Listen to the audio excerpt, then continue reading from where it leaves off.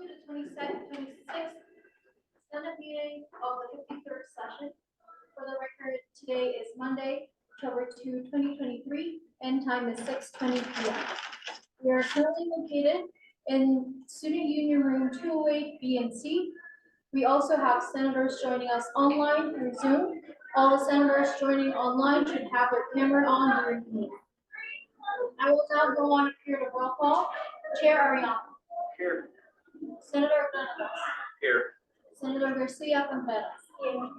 Senator Leon. Here. Chair Merrimon is excused until 7 p.m. Senator Villanueva. Here. Chair Allen. Here. Senator Henry. Here. Senator Munir is excused. Senator Chasa is unexcused. Senator Jonathan. Here. Senator Nguyen. Here. Senator Kyle is excused until 6:30. Senator Smith is excused. Senator Toledo is excused. Senator Thomas. Here. Senator Flores. Here. Chair Tabaco. Here. With 12 present senators, we are now here. At 6:21, I open land acknowledgement. The University of Nevada, Las Vegas wishes to acknowledge and honor the indigenous communities of this region and recognize that the university is situated on the traditional homelands of Nulubu, Southern Paiute people. We offer gratitude for the land itself, for those who have stewarded it for generations, and for the opportunity to study, learn, work, and be in community with this land. I will now open the public comment at 6:22 p.m. This is a time that anyone from the public may come and speak. Members of the public, you are limited to 2 minutes for your public comment. Please refrain from anything slanderous or defamation of character, as I have the right to cut you off. When you come to the podium, please state your first and last name and spell your last name for the record. Does anyone have a public comment?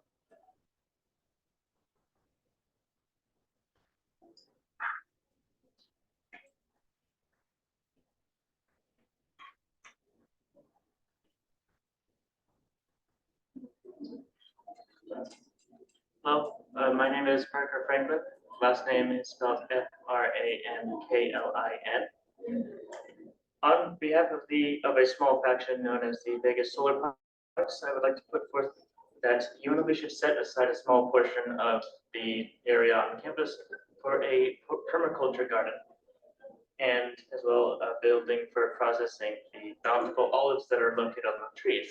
It's such a waste to see them on the ground as going to waste as black circles on the floor. This wouldn't cost the school anything, and in fact, it would save the school a lot of money, not paying for landscaping. I get that this is more the responsibility of the Board of Regents, but I thought I should put the idea out anyway. This would be a great third space for everyone to contribute, for everyone to feel at home. All power to all the people. Peace.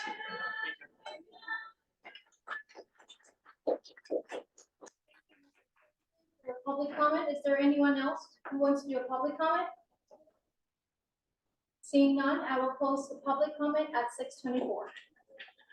I will now move on to administration item 3A for the nomination and approval of a Senate President Pro Tempore.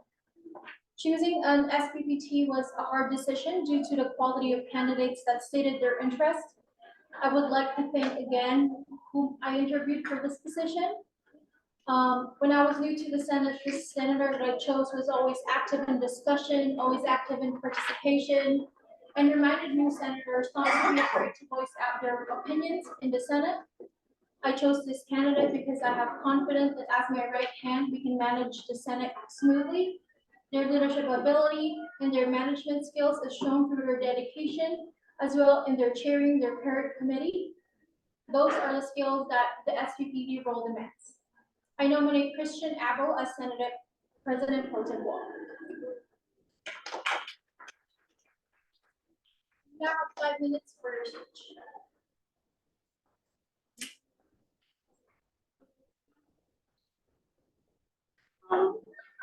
Hello, everyone. Have not spoken much up at this podium at the beginning of this year. I'm so happy to be back in our Senate space. Not really here to lecture you about why I think I am the best fit for this position. I just mainly want to talk about my passion for CSUN. I'm one of the few senators who was elected at the beginning of this session, and I'm really proud of that. I think we've come a long way from where we started. CSUN kind of faced the apocalypse when I began, and now we have some semblance of normalcy. So it is kind of cool to see us transition out of kind of that period of time that I joined CSUN in. I understand that the SPPT is a really tough and kind of overlooked role. The SPPT really does a lot. If you're curious what the SPPT does, it's kind of laid out in the bylaws of CSUN. If you're interested, the Senate pro tempore pretty much acts as the head of the Senate. If you were unaware, they act as a senator, but also as a leader for all my fellow senators currently, and that's what I want to be. I want to help every senator do what they want to do. I want to empower them with the knowledge to be the best senators they can be, and I want CSUN to be successful, and I feel that that is not possible without strong and informed leadership. Far too often has CSUN struggled to maintain consistent and strong leadership, and I want that to change. I want to help senators feel supported in all that they do, and to have a person they can come talk to should they have any problems or should they need advice. So often new senators feel like they have no one they can talk to about their responsibilities, about their duties, about what they can and can't do in the Senate, and I want that to change. I want everyone to feel supported. I want everyone to come to me and talk to me about whatever problems they may have, however small. Another part of my responsibilities as SPPT would be, once and for all, strengthening the internship program. The internship program is so important for CSUN. It provides a pipeline that we desperately need in order to have a smooth influx of newer individuals coming into the Senate who have some sense of training and what CSUN does. Without that, we struggle to fill vacancies. We have quorum issues like we have now. We have nowhere to turn to, and we have no support as senators of people that we can work with, new ideas, new people, new brains to pick. CSUN does not flounder.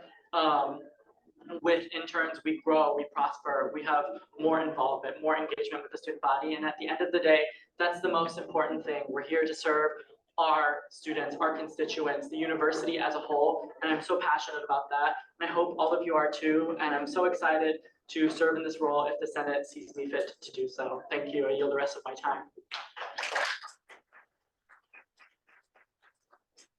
Are there any questions for candidate Abo? Seeing none, we will now go on a period of voting. All those in favor, please say aye. Aye. Any opposed? Any abstention? With You would have to call for abstentions before you vote the agenda item. Thank you. With 13-0, Chair Abo is now the Senate President Pro Tem.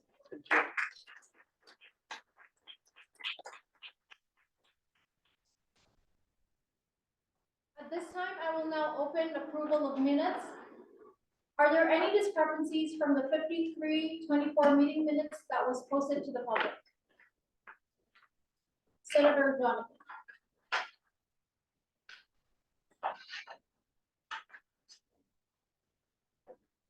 Senator Johnson, for the record, concerning the minutes, 53-24, I was unable, as of 4:21 p.m. this evening, I was unable to find the video of the meeting in the drive.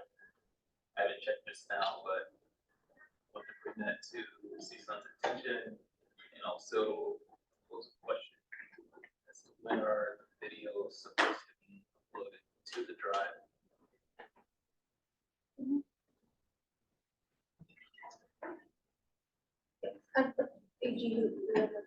So based on NRS, it only requires some minutes are to be approved before 30 business days upon the adjournment of the last meeting.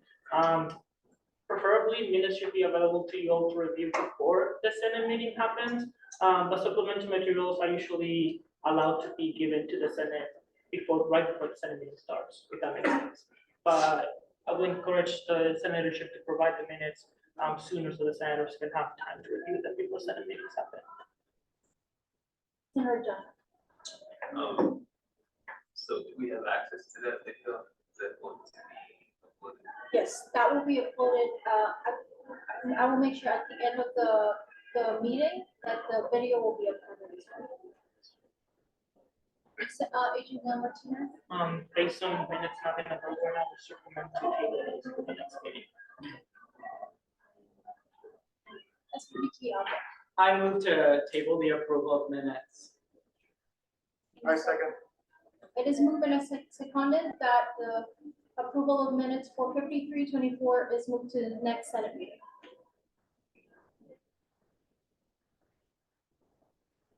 We will now go on a period of voting.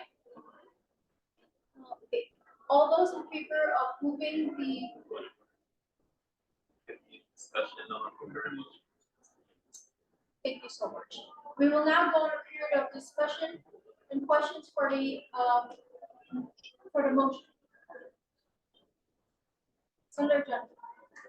Senator Jonathan, for the record, just had one discussion that perhaps we should place some further emphasis on making sure that anything that we will be voting on posted and made public to the governing body before we're expected to vote, take any action.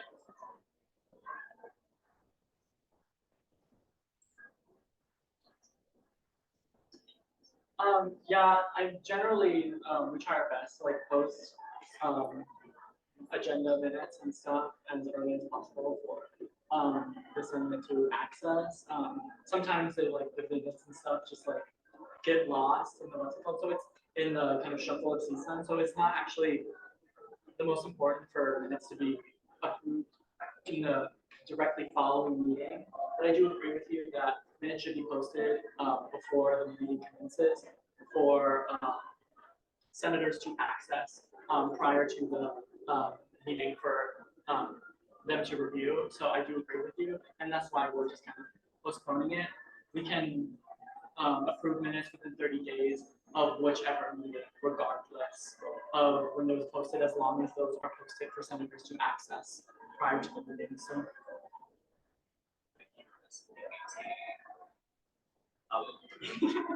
In the meeting minutes for the, not the video, but the meeting minutes is also posted, the document in the drive. So if you would like the document that is all typed, like our secretary is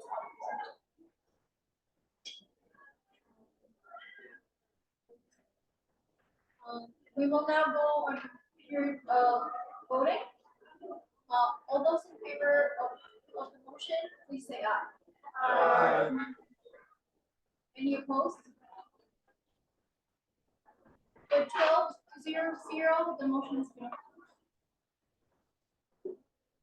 I will now close the approval minutes at this time and at the same time open reports, starting with Senate committee reports, Ways and Means, Chair Ariano. So, hello everyone. I just want to say to the Senate that more requests are coming in from RSOs. So these next couple meetings are going to be long due to the fact that just my goal push as many RSOs as possible for the end of the session. And it's been plenty busy with Ways and Means. And now to my committee members, please RSVP and tell me your presence during the meetings, especially like if you're sick. I don't want to be having as much quorum issues because I am starting to stack these Ways and Means meetings to now from 3 RSOs to now like 5 to almost 10. So please RSVP. Let me know what's going on. Punctuality is going to be a must now for the Ways and Means. We need to be quorum. We need to have it. This is RSO's time to be wasted, as well as our own. I don't want to dismiss the whole meeting just because we didn't meet quorum, because we had to be late, have these RSOs go late into the night. So that's pretty much it. Thank you, Chair Ariano. Does anyone have any questions for Chair Ariano? Seeing none, we'll move on to scholarship and grants. Chair Abel. Point of order. Okay, hi everyone, I'm technically SPPT, but I kind of hold the position for now. So if you notice, scholarships and grants have not met since our first meeting, which was great. We have a vice chair now, as I mentioned, and they will probably take the role of interim chair now that I have ascended to the SPPT ship, which is super exciting. I'm super excited for Vice Chair Leon to experience that. I think it's a great growing opportunity. Scholarships and grants is a great committee and we need members. So if you are looking for a second committee, please join scholarships and grants. We're the best. And we give students money back to them for them to pay for their tuition. So we love them.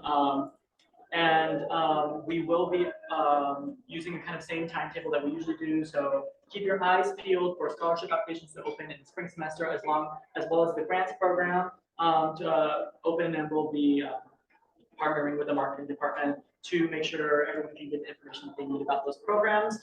We will also kind of be reviewing some of the expectations of the members of the committee to make sure that senators are staying on top of their role and are being actively participating in the committee as well. So thank you, I yield some time. Thank you, SPPT Abo. Does anyone have any questions for SPPT Abo? Seeing none, we'll move on to Chair Tabacoli. Yeah, hi everyone. I hope you're having a wonderful Monday evening. I sent out an email to all members of University Initiatives. If you have not gotten that email, please let me know so I can send you that email. Apologies. I basically outlined the deliverables as well as essentially finding a date for our meeting that we're going to be having. It's going to be a comprehensive one because I want to pass a new operating policy and kind of adjust it to face the full extent of UI, as well as discuss like workshop and like find directives of like what y'all are interested in terms of like university initiatives. So thank you so much for those who have responded to that email. If you are part of UI and you have not, please do so ASAP so I can like set out the agenda.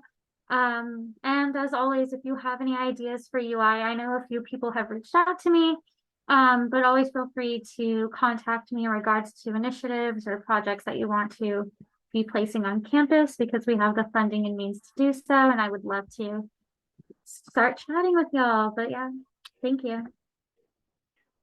Thank you, Chair Tabacoli, for your report. Does anyone have any questions for Chair Tabacoli? Seeing none, we'll move on to professional staff reports. Advisor Dan. Hi, everyone. I'm so happy that we're all back down in the space, that we have enough space for our audience. That was rough when we were in Senate chambers a couple of weeks ago. I want to formally congratulate our new Senate President for chairing her first meeting. Senate President Swansong, I have so much faith that you are going to do an excellent job in this position.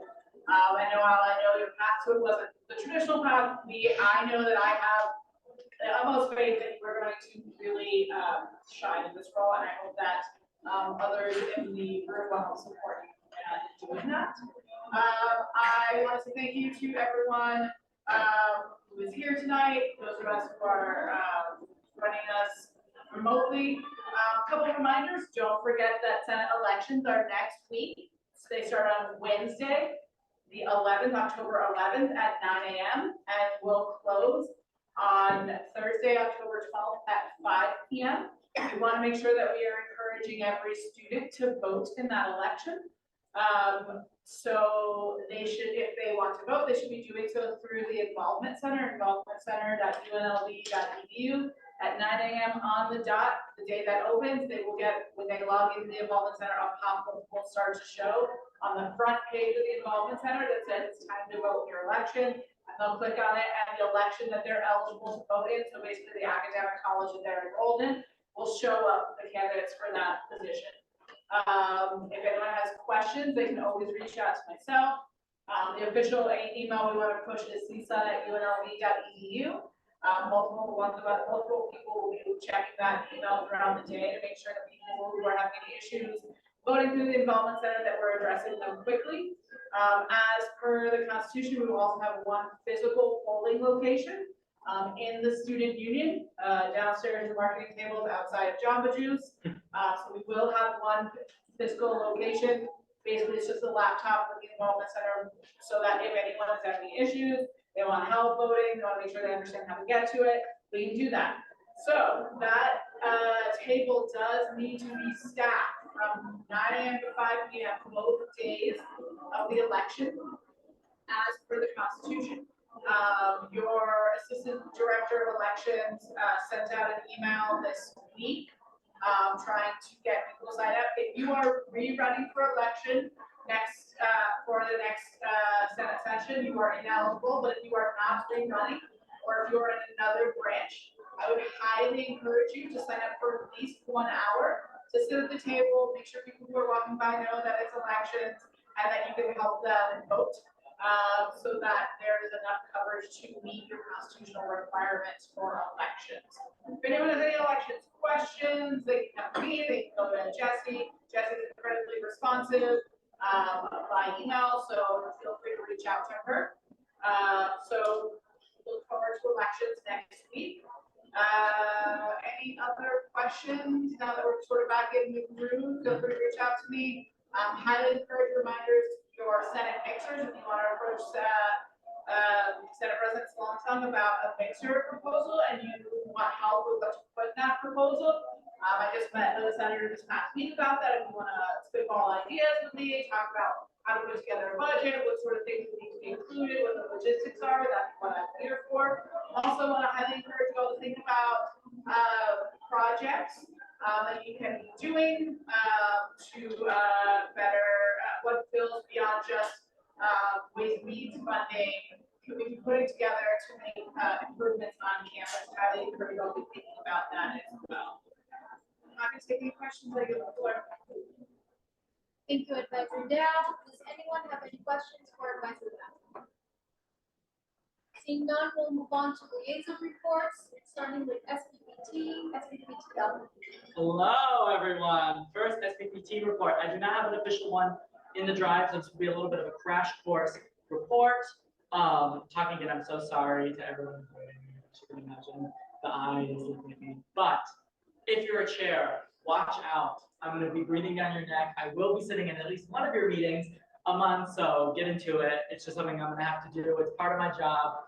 It's not to criticize you. It's just to make sure you're doing what you need to be doing in your meetings, and for me to give you any advice as to how you're running your meetings.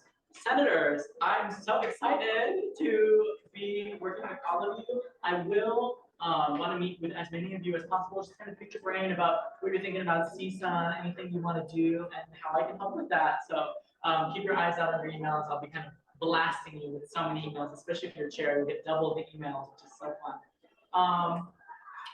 Besides that, I will be meeting with interns, interviewing people who are interested in the program. I will be chauffeuring you along on this process, which will be so fun. So many interns in the house tonight. I will be your new point of contact. I know it's kind of confusing that it just all of a sudden switched, but I promise I'm super nice. I want to have so much fun. So excited to welcome all these new people into the CSUN family. It's going to be a great time. I'm super excited to be your SPPT. I appreciate all of your guys' support and all that I've done here in CSUN, and I yield the rest of my time. Thank you, SPPT. Does anyone have any questions for SPPT? Seeing none? Yes, Chair Ariana. So will you listen to my meeting next week? Yes. So I will kind of like set out like a rough schedule, and I'll let you know when I will be in the committee as like a kind of supervisory thing. The only committee, if you are aware, that the SPPT is required to sit on is IA. Besides that, SPPT functions kind of as the chair of chairs. So I kind of make sure chairs are properly trained, they know what's going on. I'm in constant contact with you about kind of your responsibilities as the chair, making sure things are going smoothly in chairs, or good being that, like things like that. But I also am required to sit in at least one meeting of each committee a month, and just kind of supervise, see like how people are participating in committees, see how your chairing style is working in the committee, things like that. It's not like I'm gonna be like testing you and being like unsatisfactory, you fail. It's more so gonna be like, I think you did this really great. I think you should try writing yourself a script for this. I feel like that could have been better. Things like that, just as like a little like service to you to make sure that you're doing all of the greatest things that you can do. So don't be nervous. I promise it's not. Oh, yes. So I'm not the chair. LOL. Chair, Senator Leon. So I guess I'm just wondering, like, where, because things are new now, so Yes. where are we gonna go with like scholarships and grants? I know we're running to like Yeah. I mean, I guess I can answer that. So, so as vice chair, you also act as interim chair. So in whatever next meeting.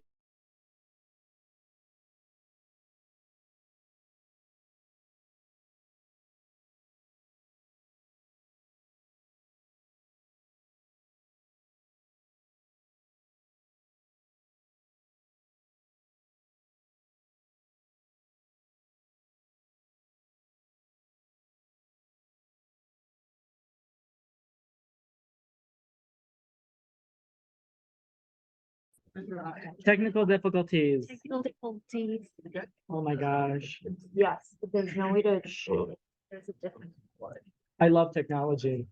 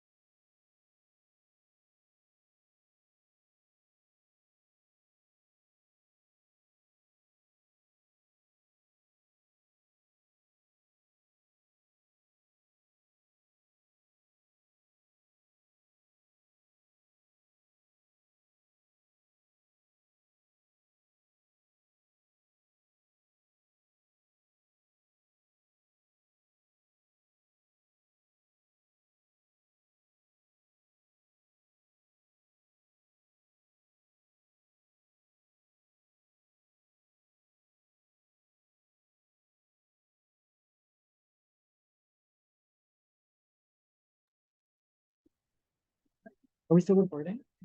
Yes, for report. Oh, okay, good. We're back. We're back, continuing on our reports.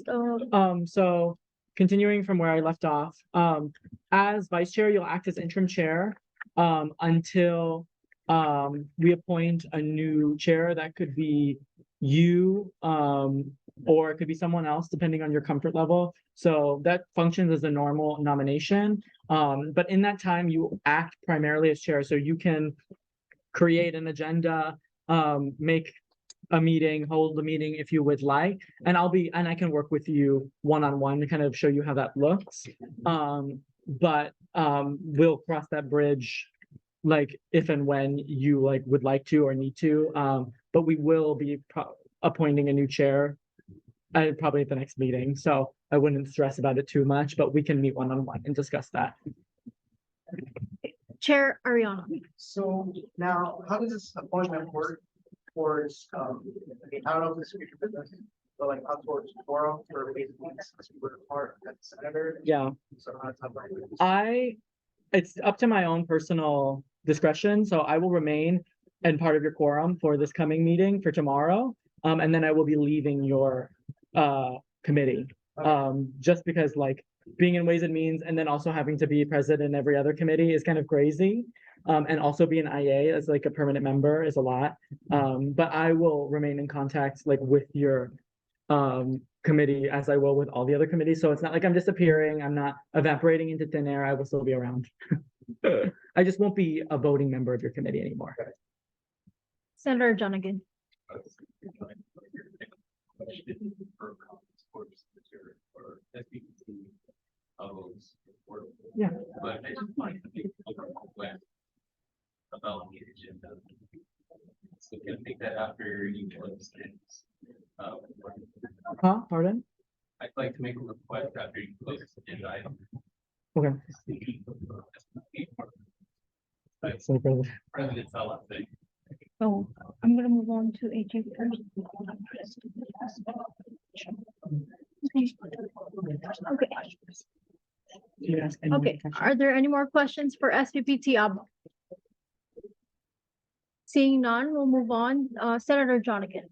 So, it's not a common request, and it's outside of, again, ways we can communicate, meeting, but I'd like to request if we could take, agenda item out of order, instead of going through the first, can we move on to, approval of some of the means and needs, meeting, so that we can, not further inconvenience students' time.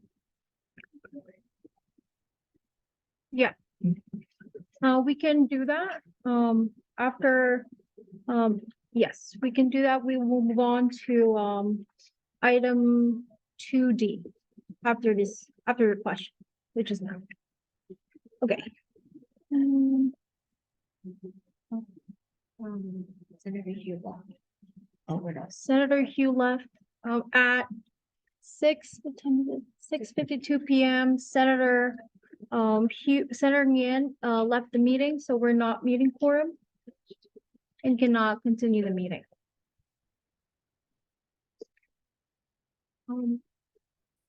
Is Kyle, Michaela?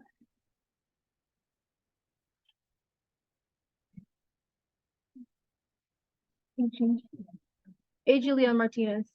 So right now we're not in quorum, we're missing one senator, to match 12.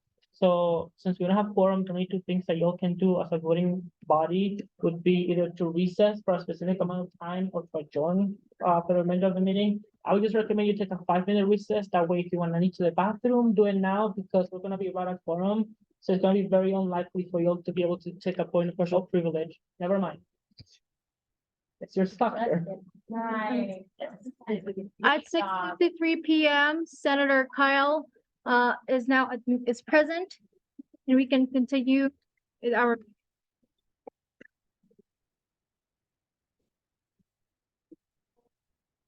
We will now move on to new business at item 2D for the discussion and approval of funding for the Literate Earth project. I believe Senator Donegan requested for just the approval with these points for Ryan. For the appointments? Yes. Okay. For the consent agenda. Thank you so much. Was it Senator Jonigan? Real making request something from the agenda item 2. Yeah. Begin with me. Yeah. Or we begin approving funding for the arts. Yes. Okay, so not consent agenda. Okay. Moving on to new business for the discussion and approval of funding for the Literate Earth project. Are there any representatives from Literate Earth project? Yes.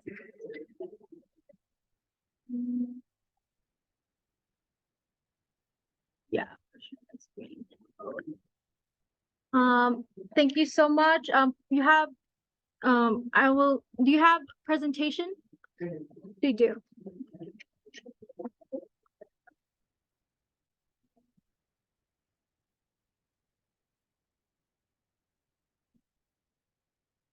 Oh, report.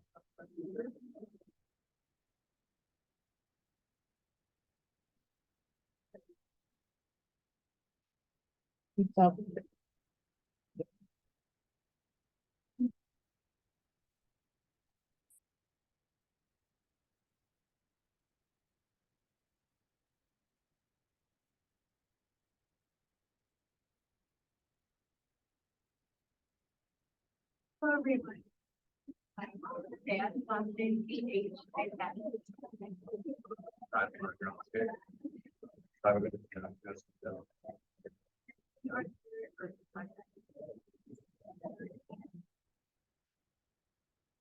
So we are a student-led chapter of the international organization called the Lunar Earth Project, which is a non-profit organization that aims to promote literacy and provide access to educational resources to underserved communities that both are local and around the world. And as a student-led chapter, we aim for the mission of the Lunar Earth Project to make a positive impact on the lives of those Black people opportunities that many of us take for granted, and being a valuable impact by literacy in our community, spreading awareness about the importance of ethical education. So, you're the chapter studying on last semester, so I'd like to have over a point, but shipped over 5 books on content. We've donated we've over 5 boxes of books to be content. We've donated over 2 boxes to Vegas recognition. And here you guys, we were able to purchase 70 books plus and give it to the regional technology. And then in terms of chapter plans, we plan to host several book drives throughout the semester to kind of help engage with the UNLV student community. So one of the big things that's going on right now is the Lead Library book drive. And so we're all collecting different types of books as well as the different technology departments. The idea with this is to again provide an opportunity for us to share resources to communities. One of the big things this semester, which we just started, is actually reading books to UNLV CSUN and preschool students. So we're giving an opportunity for our members to actually, who are part of LEP, to come to.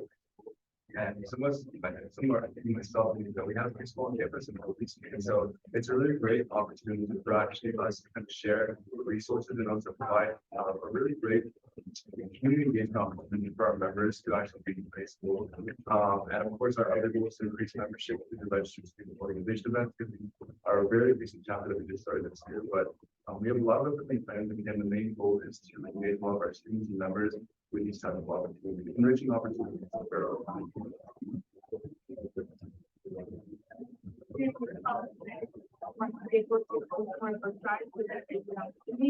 So on our budget sheet, we requested storation boxes, and then items that we can give away to our members, to help us in our food drive, and that includes tumblers, t-shirts, rolls, sweatshirts.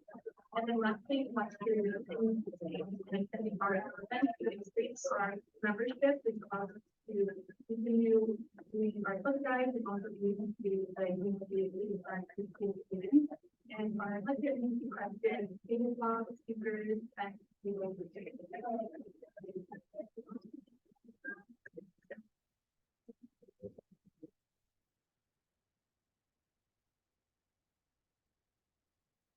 Thank you so much, Little Earth Project. We will now go on period of discussion and questions. Does anyone have any questions for Little Earth Project? Advisor Dow. Just a point of order. I want to ask everyone in the room, whether you're presenting directly anyone, whether you're presenting or speaking at the table in any way. I understand it's very loud next door. For the benefit of the individuals who are joining us online, I think some of them are having a hard time hearing. So I just want to ask that you project as much as possible, because we're getting varying sounds because of the muffle from next door. So if everyone just try to project as much as possible so that everyone online can hear us. I think it's kind of varying. I see some head shaking.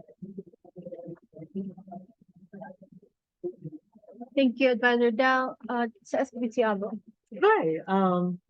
nice to see you again. This budget was such a fun time last time, and we met with you guys a lot. So I'm so glad to see that I don't have to be the mean one this time. The only thing I have a question about is, it's kind of like a weird, like, isn't it a thing, is like napkins. We generally don't fund single-use items, and napkins by their own like nature are not like recyclable, I guess. I don't, unless you plan to compost them all, I think that would be fine. But other than that, I don't know if those would be considered like recyclable. I don't maybe I'll direct that towards the Ways and Means chair. Yeah. Yeah. Oh, okay.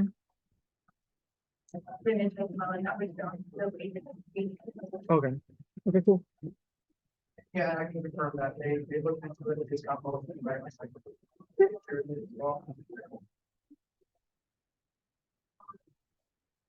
Are there any more questions for literary project? Seeing none, we will, Senator Janik. Questions for the literature project, but however, I just wanted to make a comment about the budget and whoever may be open to both members of the committee. I think it may be very beneficial to be hosting hyperlinks to the actual what the item. We need to clear on the election process. SVPT Abba. Oh, actually, yeah. Chair Ariana. The budget is very linked, it's linked to the word agenda page. As reference to the budget. If you would click on it and access the budget.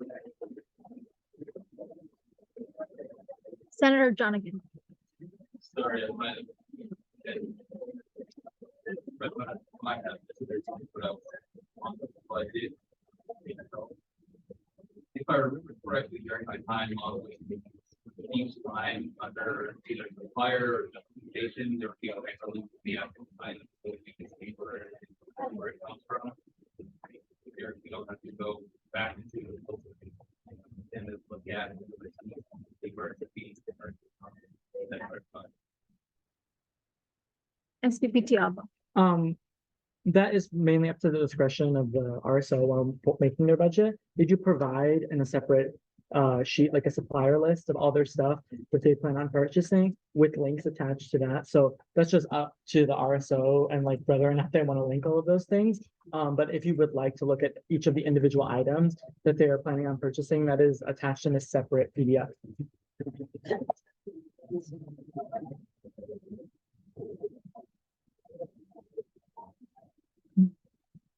Are there any more questions for Litter Earth Project?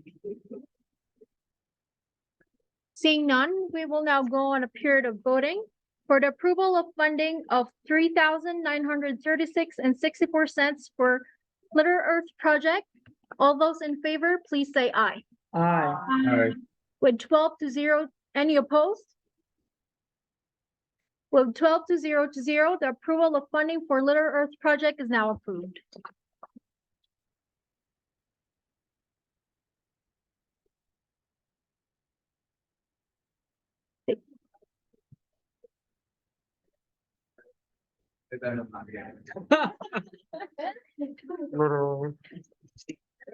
Are there any representatives from the American Society of Interior Designers UNLV student chapter? Okay.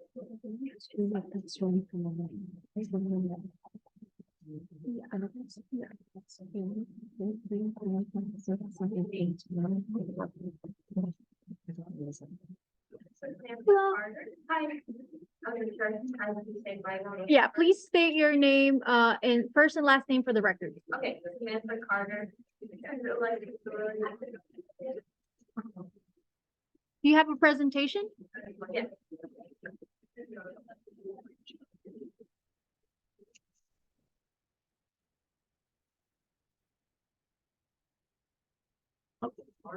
For just for the record, can you spell your name, first and last name for the record?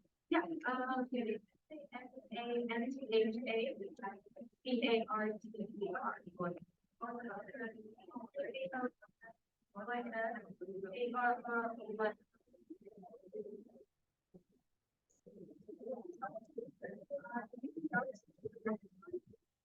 So, hi, I'm Sandy, and we're the American Society of Interior Designers.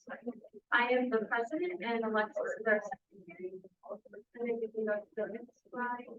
So our main goal is to build a supportive community. So for students to be able to enjoy student design together, make connections and help each other with schoolwork and overall just support other students while they're in their coursework and provide fun events along with educational events.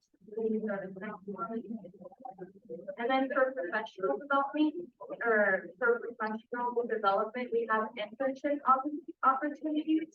And then we have professional opportunities where students can be professionals in the industry and get to know design more on the professional side and trying to bridge the gap between education and profession of the side.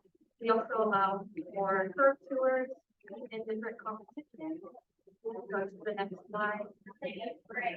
For a past event that we did, we took a trip to ASID Gather in LA. It was a huge conference where students could be professionals and learn about interior design through pop-ups and different other activities.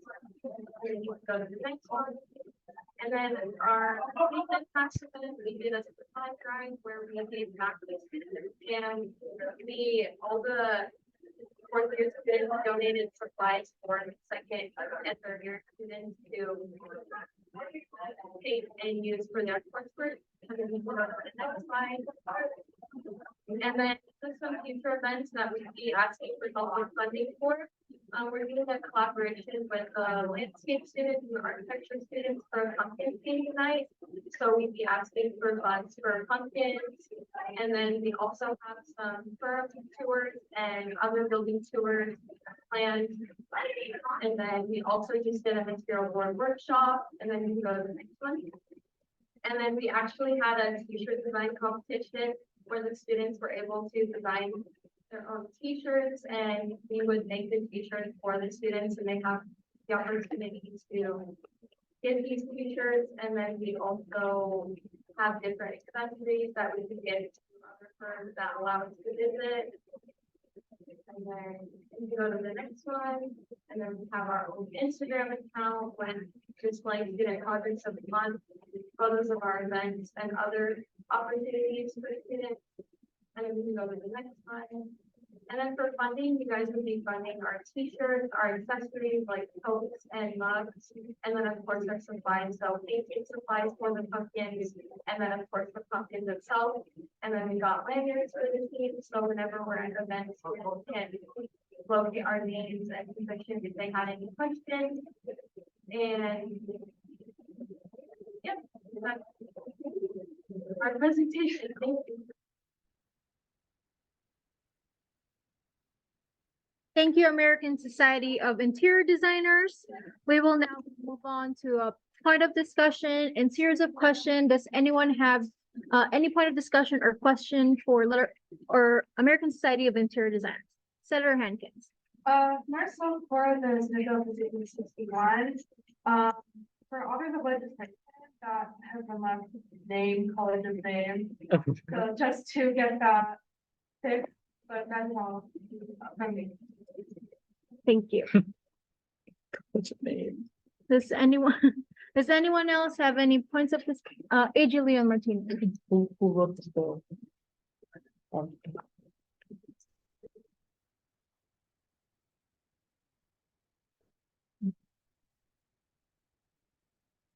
Does anyone else have any questions or points of discussion?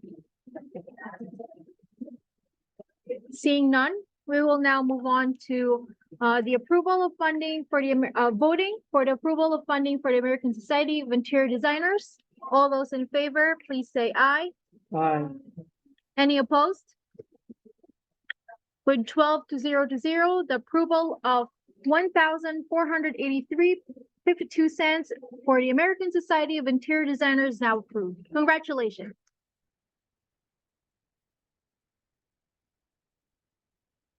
Are there any representatives from the UNLV Powerlifting Club?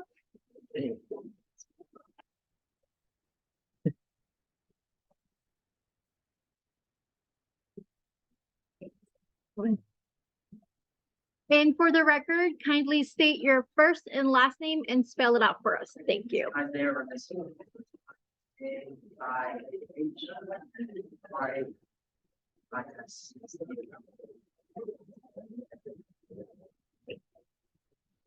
hope everyone's having a great night. Yeah, the vice president, Colonel Affairs for the Las Vegas Paralympic Club. It's 500 here. So you can go to the next slide. So that's just a little something about it, but short. We just have minutes that decided to start up the Paralympic Club, and for those who don't know what powerlifting is, it's very important. Every people and weight class compete against one another to most amount of weight in this context. And when starting off this club last year, we wanted to kind of create a safe environment for people that want to get into the gym, and specifically anti-powerlifting. For the next couple of months or so, probably around the next semester in April, we plan to create a pipeline for a competition to compete against other colleges and do this organization. So, you can go to the next slide. And this sort of contribution, all of these funds will be put back for our club members. So the bulk of it will be for the competition so that our members get active practice on the stuff that they will use. There's some other club, I guess, accessories and shops. You know, the next slide. So for item number one, that's combo rack, and it's going to be a Reddit model for our competition equipment. One of the reasons why we are requesting for this is because it allows for people of different sizes to work in one another. So during the practice, people don't have to take that much time to take off the weight and switch the rack height if needed. It also provides a lot of safety features that aren't present on many squat racks. These on the side, and it comes with that bench, so it's going to have that track as well. So it's easier for us to kind of work on routine practices. And for item number two, which is put us on the platform, all you do is buy all the materials, all the materials. Once we see for protection, so we're not ruining the systems that are going to be the platform. And so it's going to be not, which is going to increase the safety of and that's just a little picture right there. And item number three are calibrated. So what the calibrated plates do for us is that they're calibrated. So when the manufacturers make the cast iron plates, they weigh it out on scale. So if they discrepancy, but you have to technically add it one way. Which again is good for us because we want our lifters to be working with the weights that are actually on the plate. And they're a bit skinnier than the bucket plates that you guys may have seen in the recreation center. They can put more weight on the bar, which and not make it sound complicated.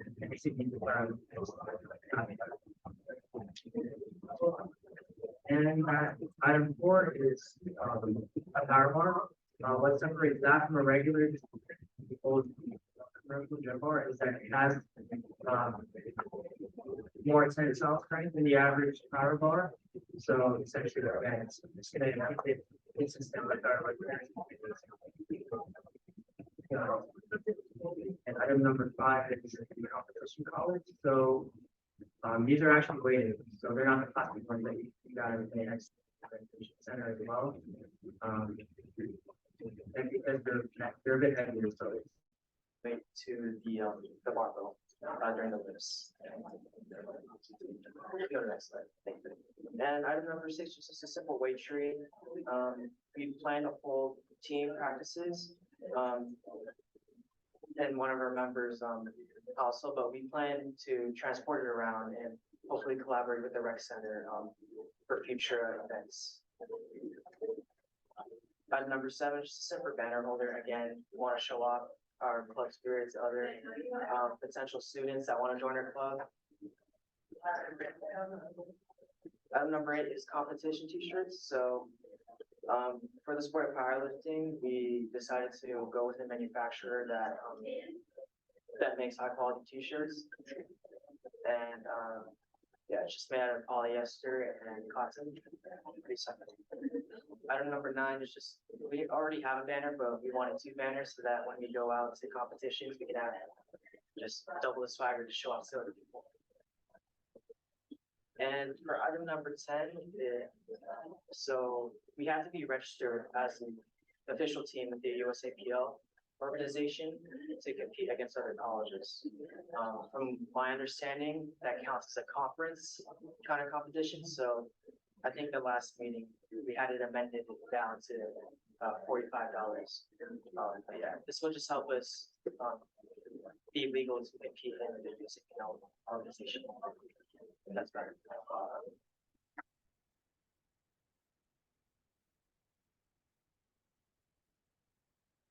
Thank you so much for your presentation. We will now move on to points of discussion and questions. Are there any questions for UNLV Power Lifting Club? Seeing none, we will now move on to a period of voting. All those in favor for the approval of funding for UNLV Power Lifting Club, please say aye. Aye. All those opposed? With 12 to 0 to 0, the approval of $9,604.05 for UNLV Power Lifting Club has been approved. Congratulations.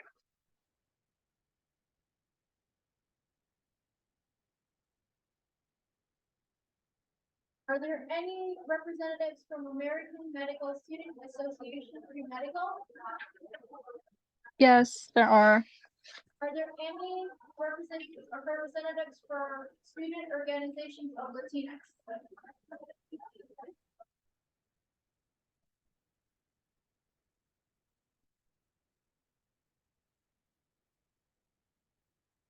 For the record, please spell and state your first and last name. Viviana, V as in Victor, Iviana. Then last name Barajas, B as in boy, Arajas.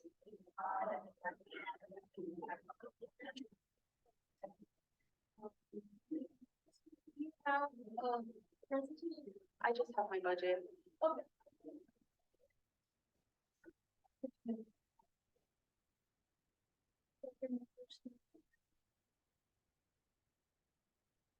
Don't I start?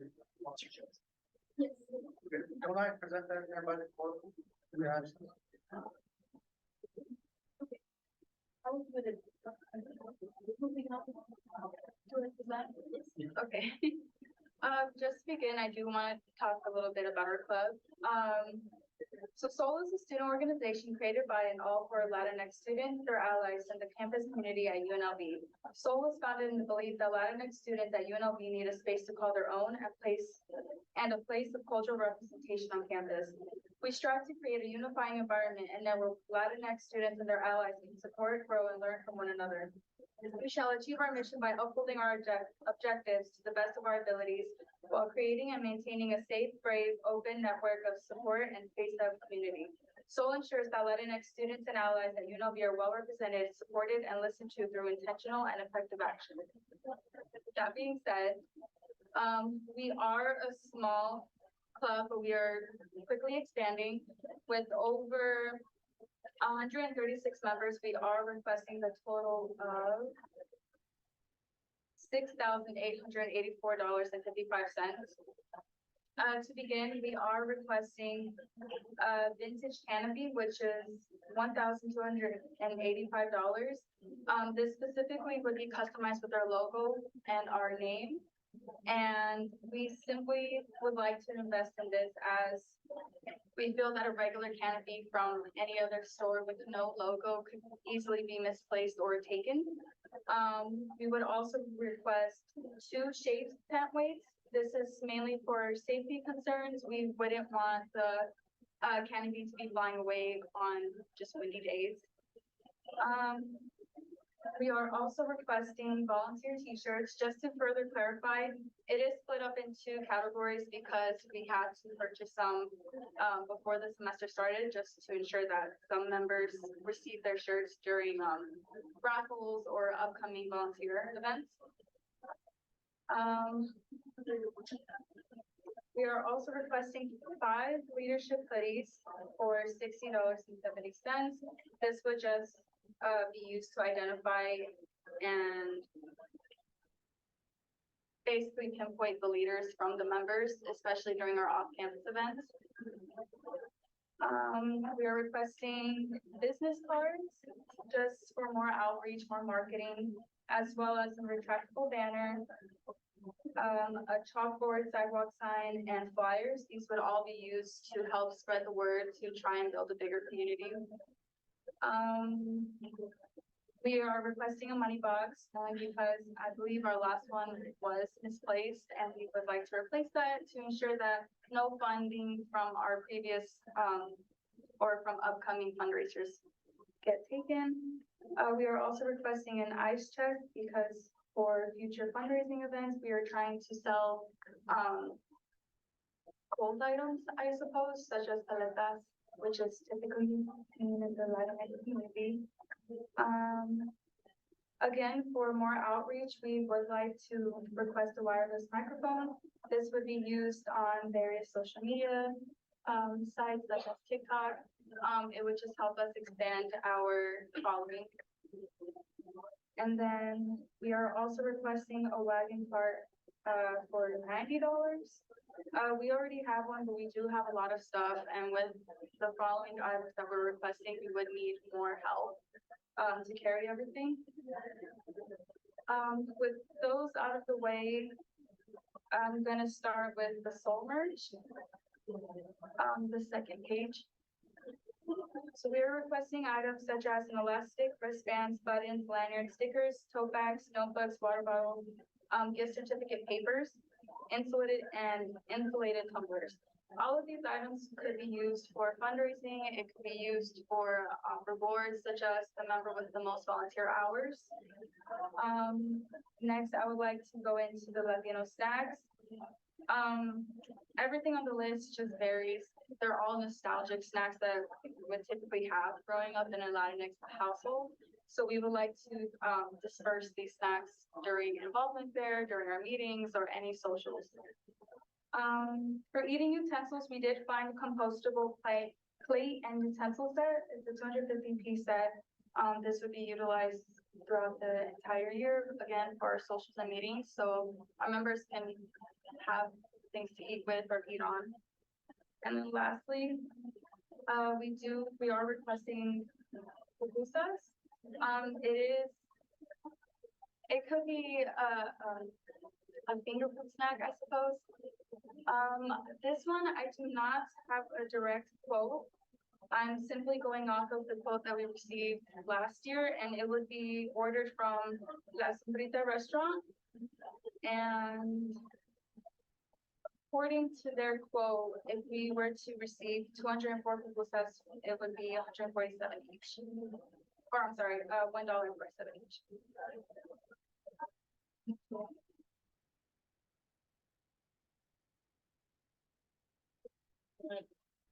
Thank you so much. We will now move Senator Dunn. Okay, we will now move on to the period of discussion and series of questions. Senator Dunn. Senator Dunn, Parker, I just would like to point out on agenda item 8. I believe there's a third part error. The arson requesting $6,080.55.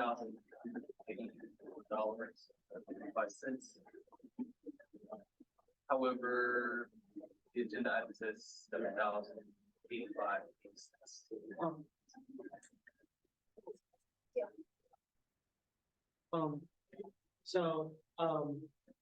The amount that the RSO is actually requesting is less than what is on the agenda. This is fine.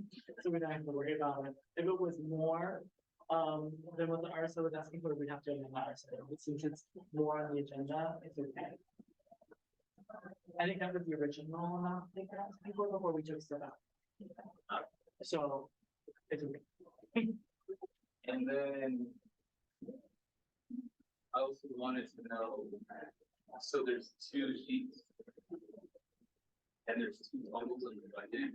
So is the total on sheet 1 reflecting the total on sheet 2?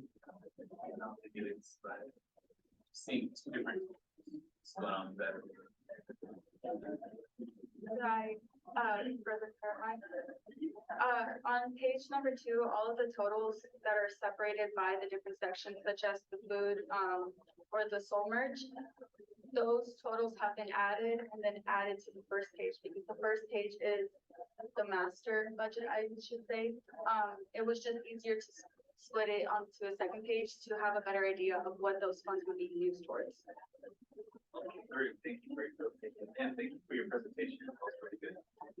I did have one other question.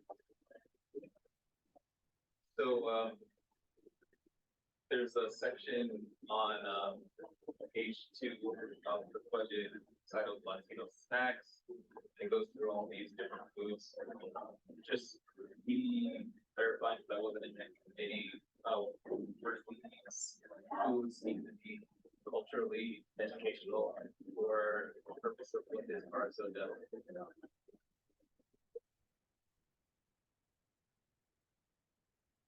Chair, Yes, this was being forwarded for what their goal of starting agriculture. Being coming from like being involved, understanding the one stacks as well as the other committee members understanding the purpose space. fantastic. I don't have any other questions or comments. are there any other questions or points of discussion? Senator May. It's more so a point of privilege. When people speak, can we project a little bit more? Because for me personally, I'm more hard of hearing. So if people speaking could project more, that would be lovely. Thank you. For them. Any other questions or points of discussion? Seeing none, we will now move on to a period of voting. All those in favor of funding the student organization of Latinx, please say aye. Aye. All opposed? Any opposed? It's 12-0. Funding for student organization of Latinx is now approved. Congratulations. We will now move on to item 2G for the discussion and approval of American Medical Student Association Pre-Medical. The students are online joining us through Zoom. If you can come to the speak up or open your camera, that would be amazing. Hello, can everybody hear me? Hello? Hello?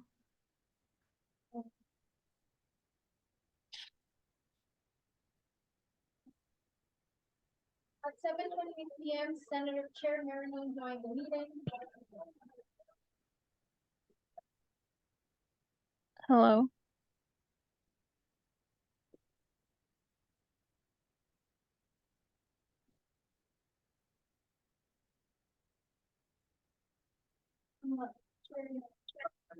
Hello?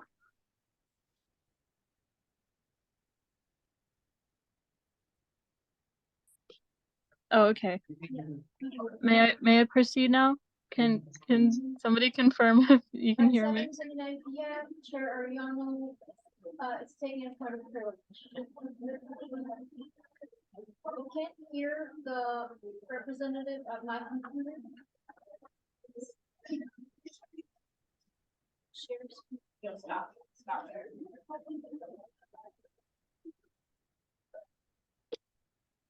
Hello? Hello? Can you hear me?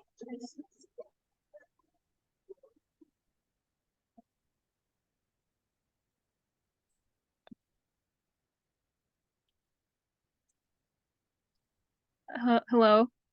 Oh, here. Hello? Yeah, hi. Can you hear me?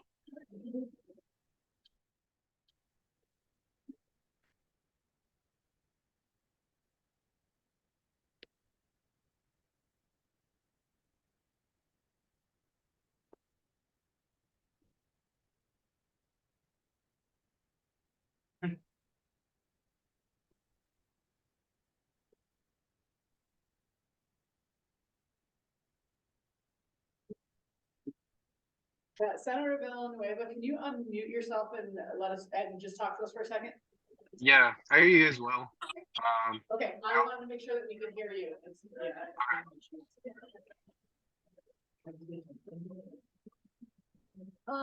Representative from AMSA, can we speak again? Hi, can everybody hear me? There we go.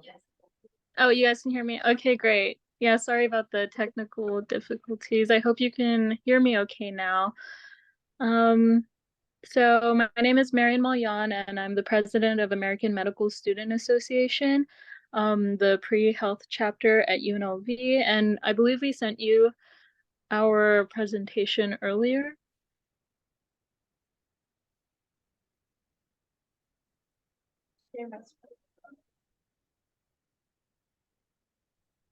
Okay, yes, that's it. Thank you so much.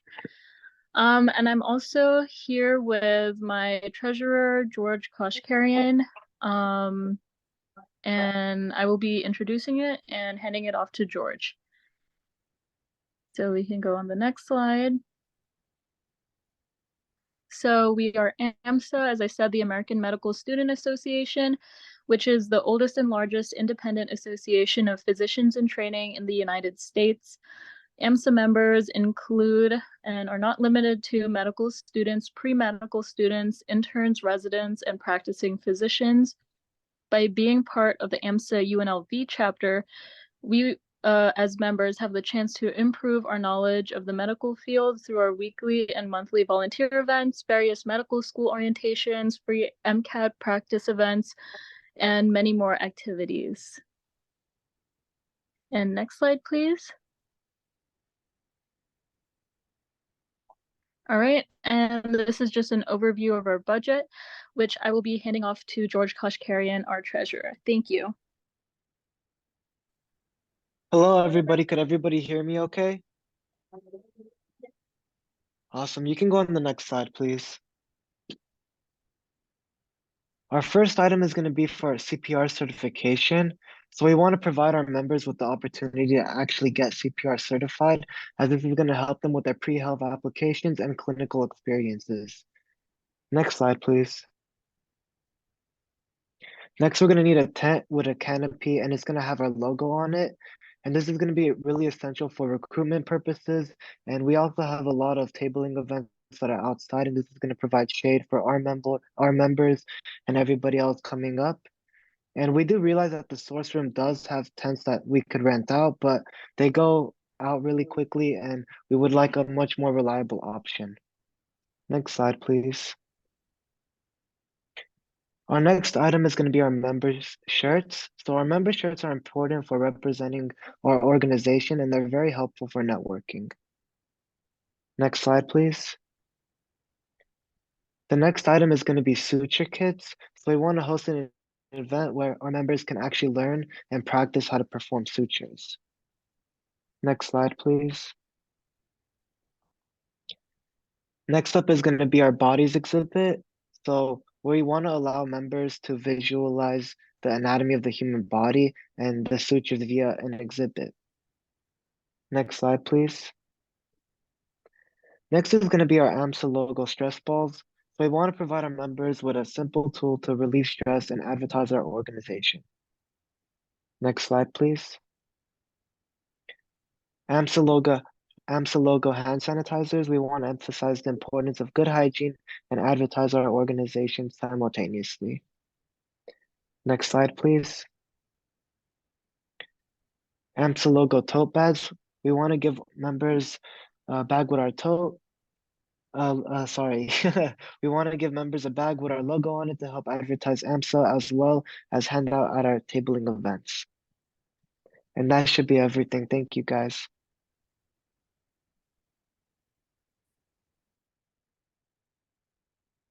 Thank you so much, American Medical. We will now move on. Let's hear part of the discussion. Here's a question. Does anyone have any questions for AMSA? And just for the record, at 7:31 p.m., Chair Ariano came back from a point of personal privilege, and at 7:32, Senator Thomas is out of excuse. Are any questions or discussions on MSA?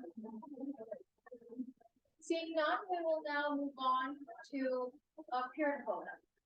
All those in favor of approval for funding for American Medical Student Association pre-medical, please say aye. Any opposed? With 12-0, the approval for American Medical Student Association pre-medical is now, congratulations.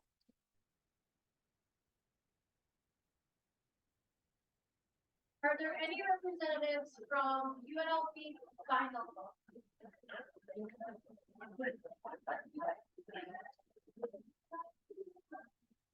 You have a presentation with us? No.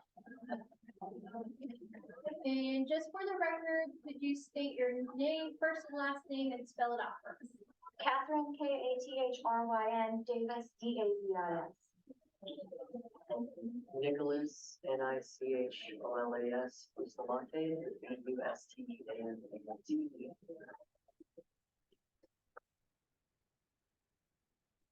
We are the president and vice president of the UNLV Vital Club.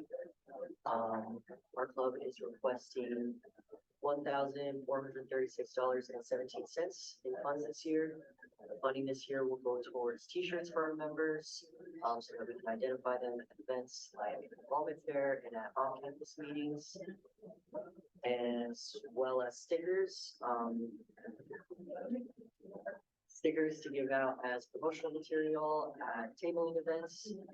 We're also requesting funds for a portable record player, which will be much easier to transport to our meetings, as well as a small wagon to help transport this equipment and event supplies. And we are also lastly requesting funds for to purchase a record per month of the school year.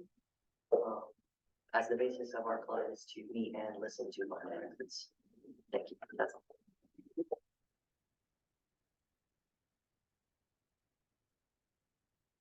So much UNLV Vinyl Club. We will now move on to points of discussion and series of questions. Does anyone have any questions for UNLV Vinyl Club? Senator John.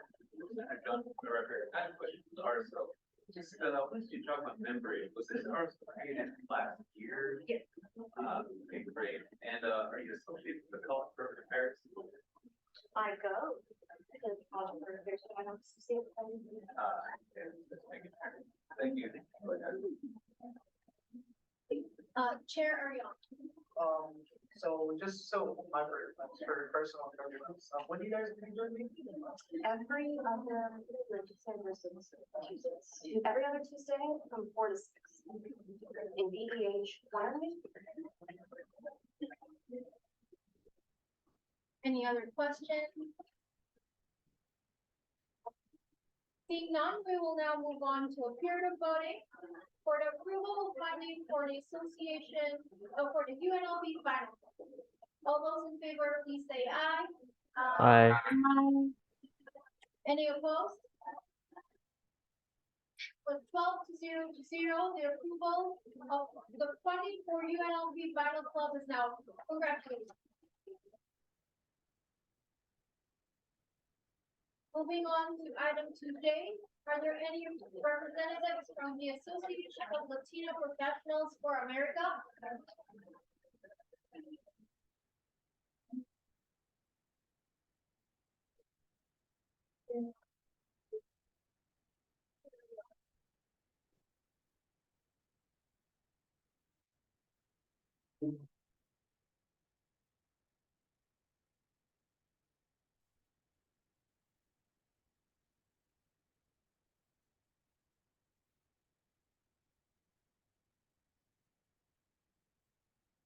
They do have a presentation if you want to display that, but I'll be going off their budget.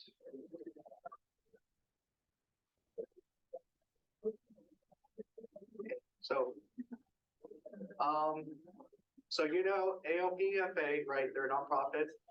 They focus on Latinos, Hispanics, business opportunities, resources, networking, professional economics. So that's sort of like what they have. If you have the time to read that, if you would, please. And scroll down to their budget. So for their budget, they have flyers, brochures, posters, business cards, and a banner, all for the usage of for events, for student involvement, as well as like just exposure and marketing. So to their, also their line items is polos and hats for their members, as well as their executive board, pens, lanyards, and a tablecloth for their, again, student involvement fair, as well as a tent to help supply and make sure they're protected from the weather. And graduation cords and stoles, again, for their members.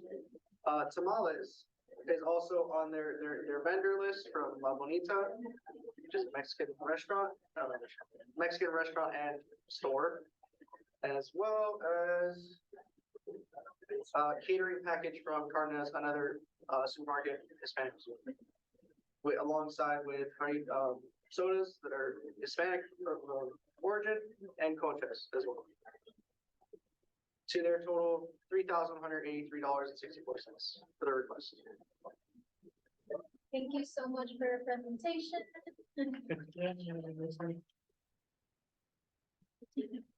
Are there any questions for Association of Latino Professionals for America? Seeing none, we will now, Senator Donegan. Just did have a question. It's been a while since I've been on the committee. I think about without being approved. For this particular RSO, what was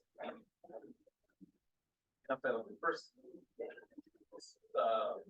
question being posed always means picture. And I wanted to know, how is this like educating on our particular event or aspect? Like what is that ways of being to operate policy and simulation, and how they're supposed to can you explain that? So I was not present during this meeting, I was absent, so actually in the reports. Vice Chair, Senator Garcia Figueroa. So I think as a committee, as a whole, we're funding for clubs that educate their members culturally. So like for Soul, they're a Latinx club as a whole, so they educate their members with like the foods because they're Latinx, or if that makes sense. And we kind of assume that role for this also another Latinx RSO. SPPT. I would like to also like kind of add on to that by saying this does not apply simply to Latinx organizations. Any organization which wishes to culturally enrich any of their participants, any of their members, or any student or UNLV by extension is welcome to ask for food, as long as it's done so in a culturally enriching and like educational experience, so down the way that is reflective of the culture which they're wanting to represent. So follow up. Chair, Senator Johnson. But did the RSO have a particular event planned where they're going to be educating on their just the culture that this applies to? How are they going to be? How do we gauge and how do we, how do we gauge how an RSO is actually appreciating their culture by utilizing some of those items?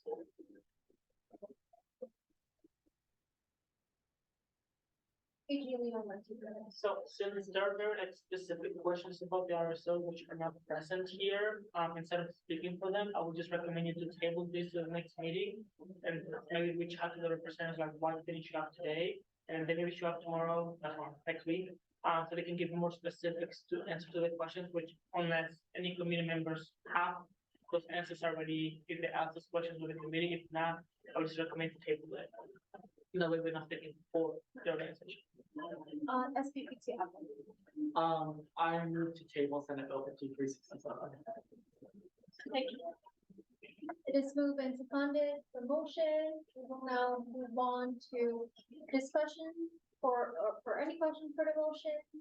Does anyone have any questions?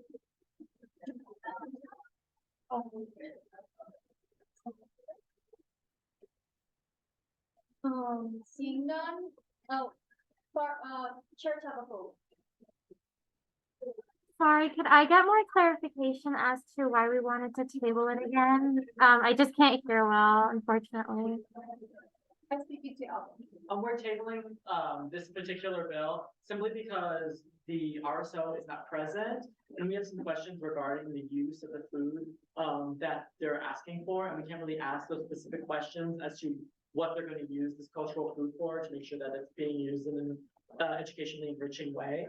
So it's better for us to just kind of table it and move it to a later day rather than us just kind of guess what they're going to use it for.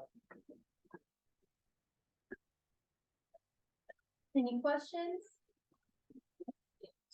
We will now move on to a period of voting for the motion. All those in favor, please say aye. Aye. Aye. Any opposed? With 12-0, the motion is now approved. And moving on to item 3D for the discussion and approval of CSUN interns. Are there any interns here? Please go to the podium. Kim Nguyen.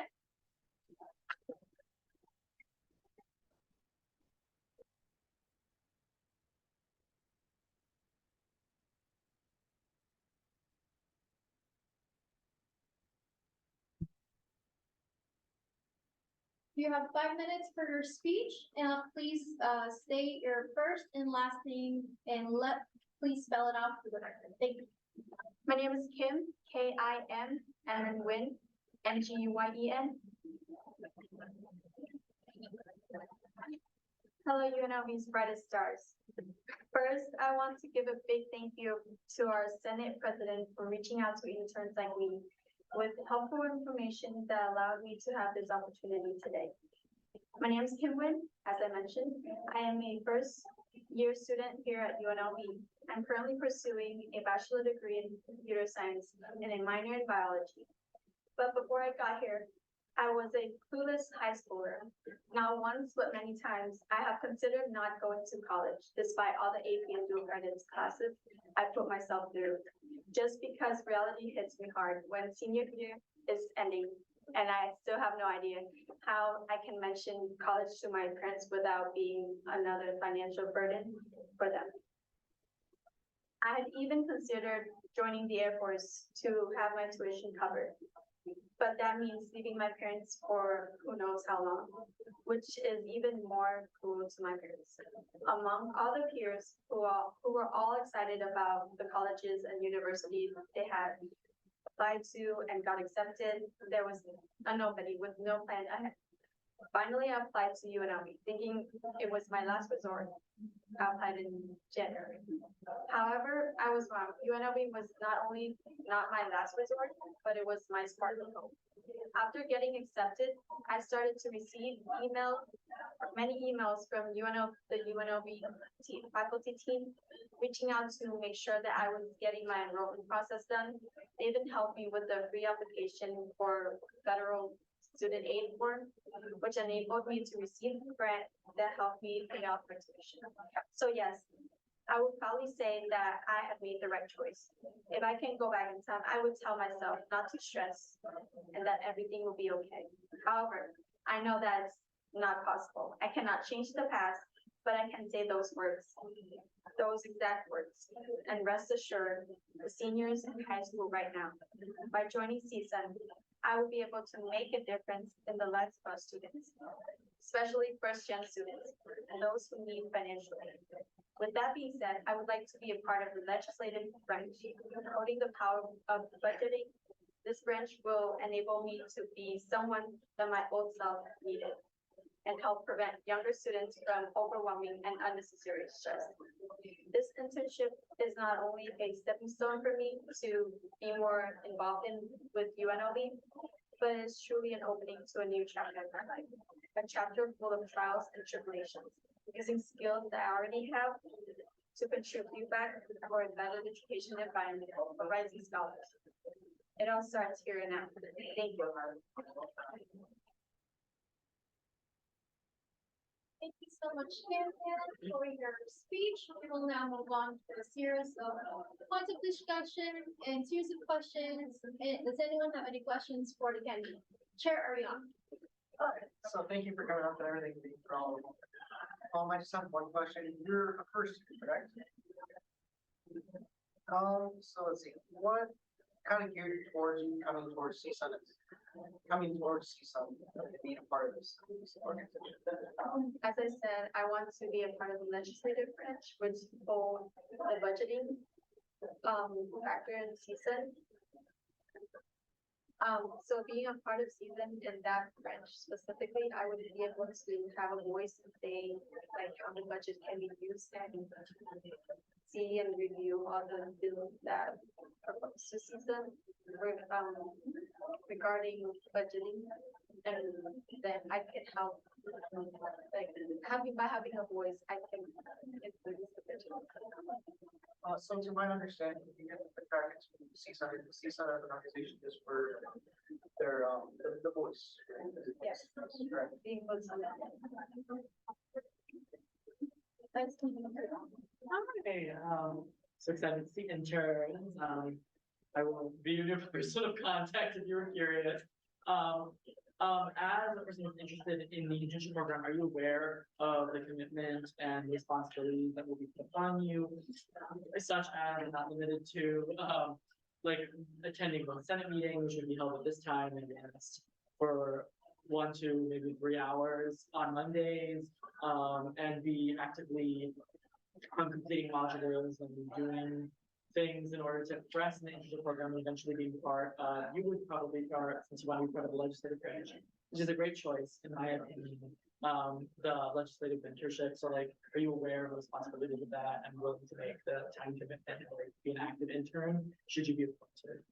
Yes, thank you for your question. I am aware because I was informed about that I have to shadow and I will have tutor that I will work with as well, and I'm pretty sure that is something that I can handle.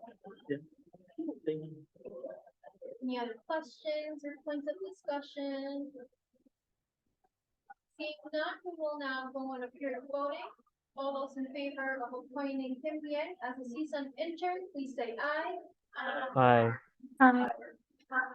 Any opposed? 12-0, Kim Bien is now a CSUN intern.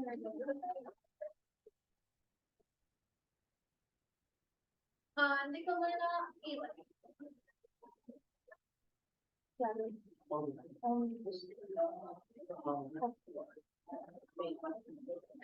Hello, you have 5 minutes for your speech, and then please state your first and last name and spell it out for the record. Thank you.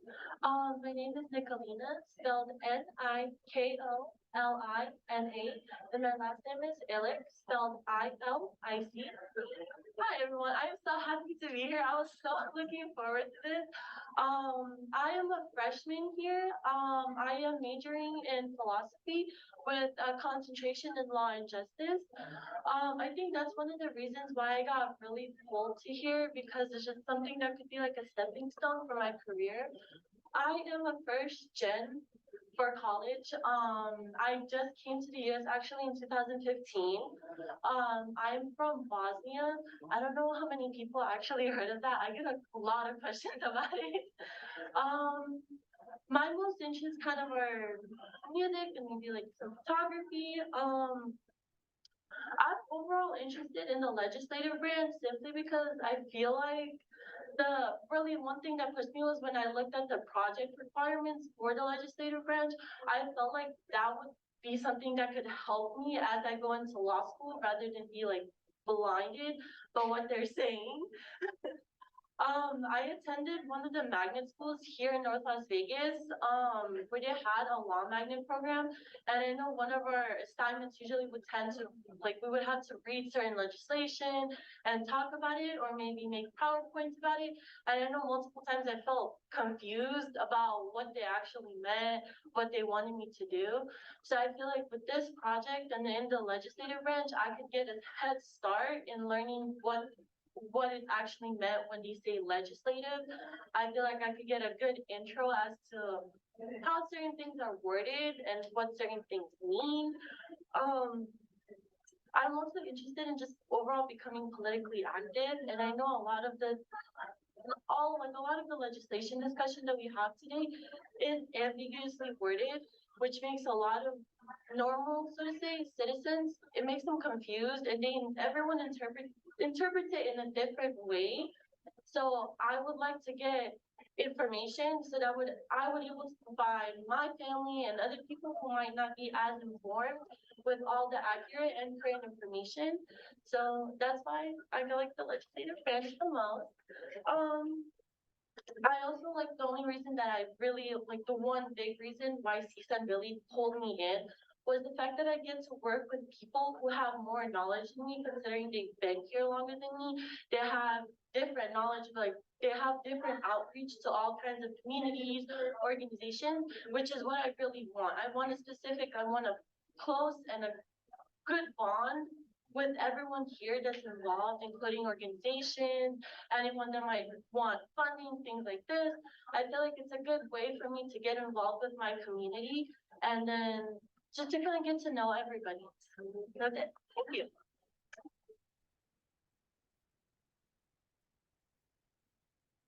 We will now move on to a series of discussions and questions. Any questions for our candidate? Chair Ariane. Hi, thank you for sticking out with us. I do have a question, like, you did say you want to do the organizations, correct? So, would you consider to sit in with one of the Ways and Means Committee meetings as well? I'm sorry? To Ways and Means Committee meetings, to understand the organizations. Absolutely. Yes, it performs it. Any other questions? SVP to Alvin. I will ask a similar question that I asked you the previous appointee. Are you aware of like the responsibility that it is to be an intern, of all the things you must complete in your time of your intern before you enter an internship program, such and such and such, as intern, would you be able to fulfill those kinds of responsibilities and be able to come to some meetings, etc.? Oh, absolutely. I know that I was informed through the email at first when I first applied. It gave me like a list of all the things I would have to do and all the requirements I would have to fulfill in order to continue being a part of CSUN. And I really look forward to all of that. Awesome. Are there any more questions for the candidate? Seeing none, we will now move on to the period of voting. All those in favor of approving Nicholas Illick as a CSUN intern, please say aye. Aye. Any opposed? With 12 to 0 to 0, Nicholas Illick is now a CSUN intern.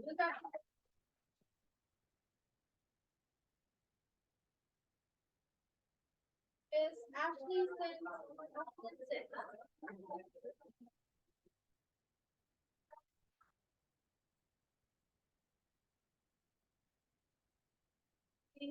You have 5 minutes for your speech. State your first and last name and spell it out. Thank you. Ashlyn, ASHLYN, Sins, SINS. Good evening, you guys. My name is Ashlyn Sins. I'm in the dance department and I'm pursuing a BFA in performance and choreography. I've been a competitive ballerina as well as a part of a competitive dance company pretty much my entire life. And I'm also currently a faculty assistant for a dance convention that travels across the United States. I'm a freshman here at UNLV by way of Louisiana. I grew up in the diverse city of New Orleans. My love of dance and people is deep-rooted in the celebratory way of life in the city. I've always been someone that gives off my time to causes, as I've been volunteering since I was 8 years old at my local food pantry and many other organizations across Louisiana, like Special Olympics, It's hard, mostly organizations that have to do dealing with people with mental and physical disabilities. The volunteering I've done over the years have grown my curiosity to learn more about social justice in my community and in my country. I am from a military family, and to this day, my dad still serves in the U.S. Navy Reserves and continues to assist with units in different areas of the country. His duty to our country has been a part of my entire life and has been one of my biggest inspirations to serve our student government and one day, hopefully, our federal government. See about that one. When I was in junior high school, I had the unique opportunity to participate in youth legislature at the Louisiana State Capitol. I found it all very intriguing, and so now I'm interested in the opportunity to intern with the judicial branch and learn what it's like to be a part of our student government. I look forward to this opportunity because for some time now, I've considered a future in the judicial system. With Ruth Bader Ginsburg as my biggest influence and inspiration, my goal is to learn as much as I can about hearing cases and interpreting the Constitution and bylaws so that I will have a head start on my future career as a lawyer and someday a Supreme Court justice. In this internship, I also look forward to learning about forming and writing an opinion. I want to be in a position to fight for the things that people care about, but in a way that will lead others to join me. And if you don't know, that is a quote by Ruth herself. I believe the judicial clerkship would provide me with a wealth of knowledge and experience for me and my future in education and career. It will provide me a unique opportunity to see the inner workings of a student government and the judicial branch, as well as giving an extra edge as I continue on to law school. With this, I sincerely ask for your vote to confirm my appointment to the internship program. Thank you.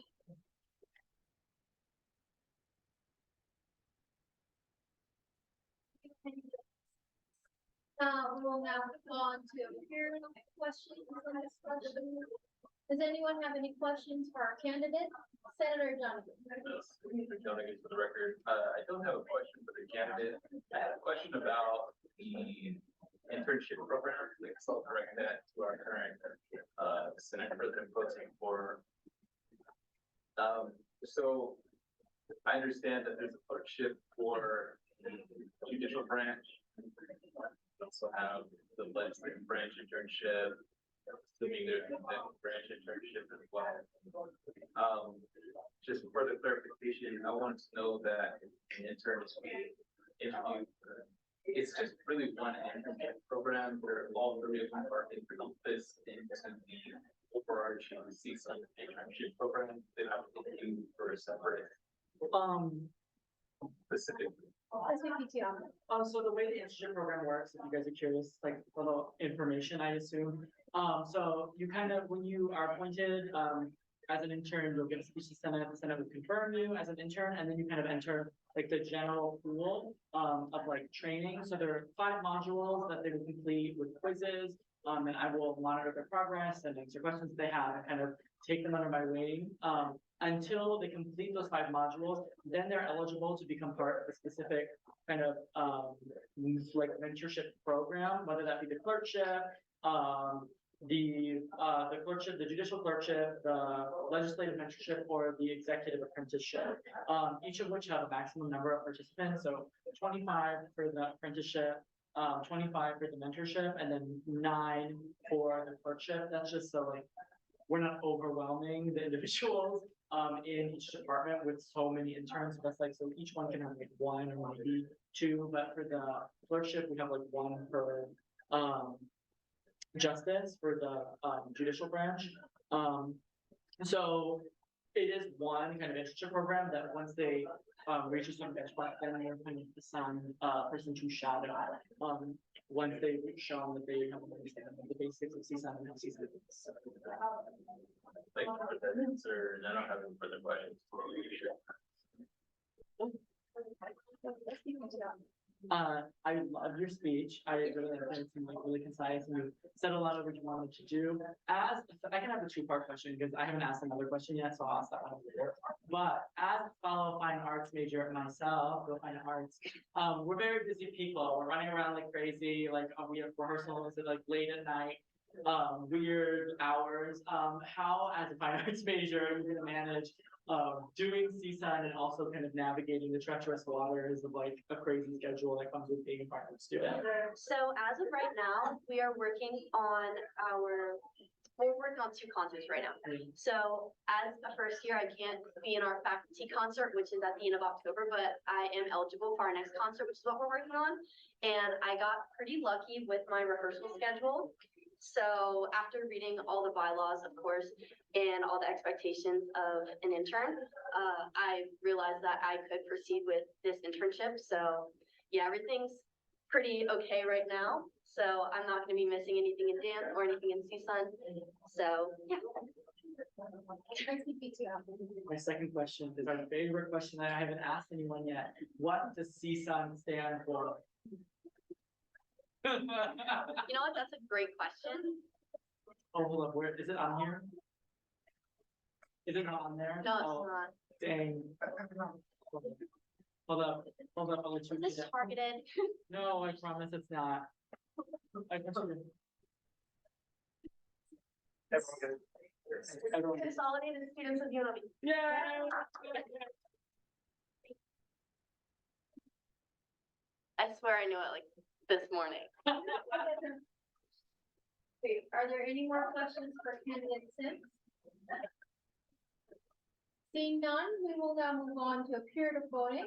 All those in favor of approving Ashlyn Sims as a CSUN intern, please say aye. Aye. Any opposed?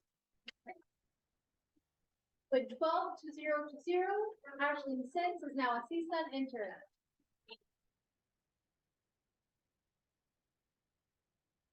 Mallory Shaw. Jose Barralina. Lex Diathis. No. Julia Basile.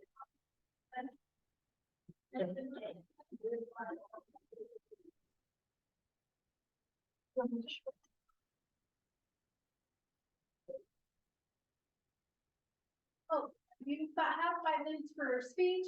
Please state your first and last name and spell it out for the record. Good evening. My name is Julia, Julia Basilia, Basilia. This is a little lengthy. I will preface. Growing up in my humble beginnings, my younger self was always told my personality was loud or I spoke so much for my age.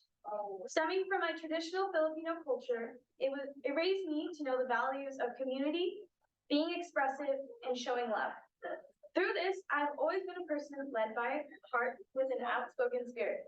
Although my heart may be very big, it is also very wise. I have experienced many revelations and life challenges that I am able now to utilize, especially to better the objectives that affect those with similar situations. My knowledge and strength have been formed through the many years of student council in high school and my senior class president position most recently.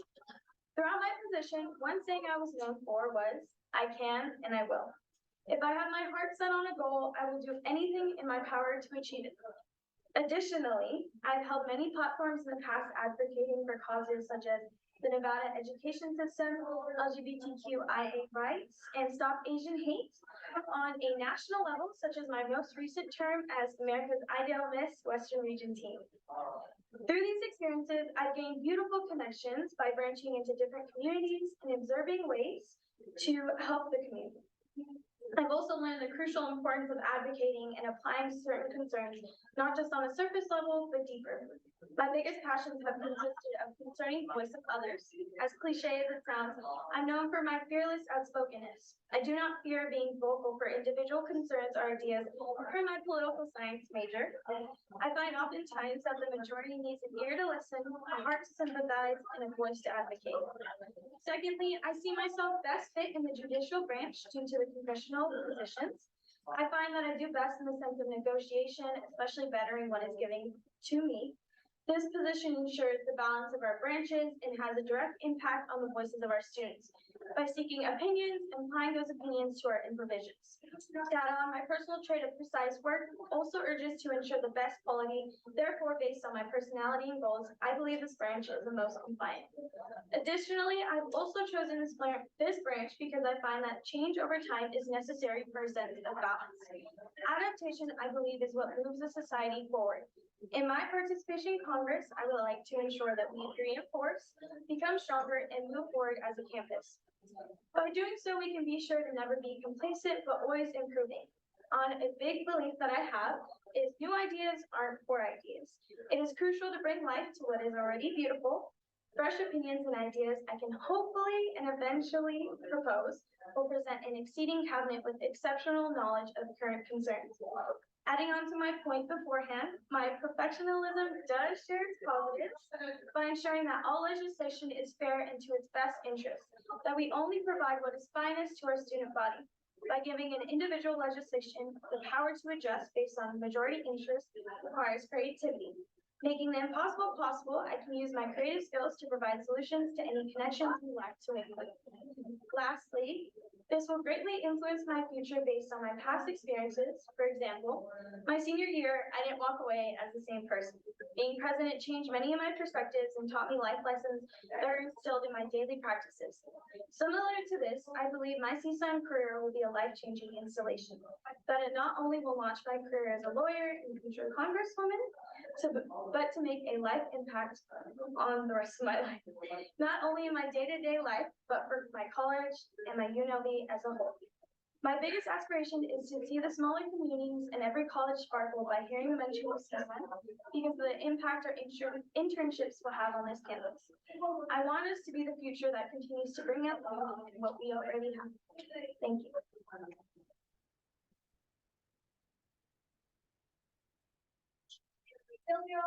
We will now move on to a period of questions and discussions. Does anyone have any questions? Speaking to you. I was gonna, one clarifying question. You said you were interested in legislative, or executive? Judicial. Judicial, I don't know why, I feel like it just like went over my head. Right. Judicial, as an intern, I'm not asking the same question, I'm really boring. I'm just gonna keep asking you my question. As an intern, are you familiar with the expectations of the internship, and are you able to manage your time being a student and having other responsibilities outside of school and a CSUN internship on top of that? Yeah, no, 100%. I did read the bylaws once Julia sent them over. And I'm really good in the sense of scheduling. I'm a Google Calendar lover. So that's my biggest thing, making sure that it's precise, and especially with academics. And I think now within my freshman year, I've learned my balance. Another thing too, but I also wanted to clarify for internships. I know we are able to change our minds in the future towards the end of it. Is that correct, right? So like, are you asking if you wanted to do multiple like mentorships? Or are you talking about what you need to be like competition? If so, that is possible. If not, like let's say if I decide to do judicial and I follow through in the future, but I want to switch over to legislative, is that okay? Yeah. So yeah, you actually are able to complete an internship, multiple internships within multiple branches. So like once you complete your project, so you would do like a capstone project, shadowing one of the justices in the judicial branch. And once you complete that, you can either like move on, you can like leave CSUN if you wanted to, you could go for appointment for another position, or you can do another internship in the branch. It's all of those things are possible for you once you complete it. So if you wanted to do like legislative afterward and then shadow somebody in the legislative branch, it's more than possible. Thank you. Any other questions for the candidate? Seeing none, we will now move on to period of voting for the approval of Julia Basilio as a CSUN intern. All those in favor, please say aye. Aye.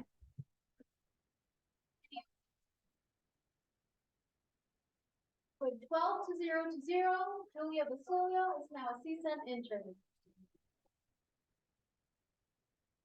Nikki Adams.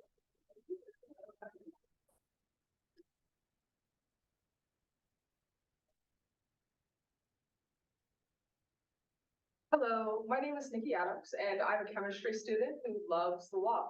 I've been in mock trial for the last 2 years. Now I'm currently on the mock trial team at UNLV. And law interests me because I love the way that attorneys can navigate it like a maze. It almost interests me as much as chemistry, which is why I'm interested in the judicial branch here at CSUN. Not only that, I think that the judicial branch here at CSUN can benefit me in helping me become a better leader for not only myself, but also my peers. In the future, I'm thinking about going to either law school or med school, and either or I'll need to become a better leader, not only for myself, but also for the application process. And I think the internship is just a right step in that direction. Thank you.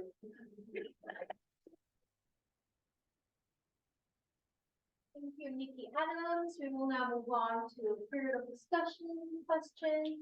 Does anyone have any questions for the candidate? SVP Tiago. What specifically about the, I'm mixing it up, I'm doing the question, I just feel like it. What specifically about the judicial clerkship program, do you look forward to most, as an intern? I'd probably say that shadowing the justices, I find the justices in the actual like American like political system very interesting. Not that I think it's necessarily fair, but I do look forward to shadowing them once I actually complete my clerkship. Senator Flora. Do you believe, like using this as just like a stepping stone, like later on join the judicial branch? Oh, 100%. Oh, do you mean like the American judicial system? Honestly, I'm like really between joining law right now. I think that CSUN as well as mock trial are both like great ways to see whether or not my interest in law supersedes my interest in chemistry. And I think this is just like a great way to test the waters. But that being said, I'm definitely in love with the law, or else I wouldn't have spent 2 years doing it. That's for sure. Are there any more questions for the candidate? SVP Tiago. I'll just circle back to my boring original question. As a chemistry student, I know that the workload can be quite rigorous, and we're all human beings with complicated lives and a lot of stuff going on. So, if you were appointed as an intern, would you be able to manage the rest of your life and also having a CSUN internship on top of that, including all the responsibilities that would come along with that? Yeah, absolutely. I'm actually very fortunate to being able to live on campus because of other scholarships that I was able to receive. So it definitely makes managing everything a lot easier because I do not have to worry about my commute time. So I would definitely be able to fulfill my responsibilities as an intern. Awesome. Are there any more questions or points of discussion? Seeing none, we will now move on to the period of voting for the approval of Nikki Adams as a CSUN intern. All those in favor, please say aye. Aye. Any opposed? With 12 to 0 to 0, Nikki Adams is now a CSUN intern.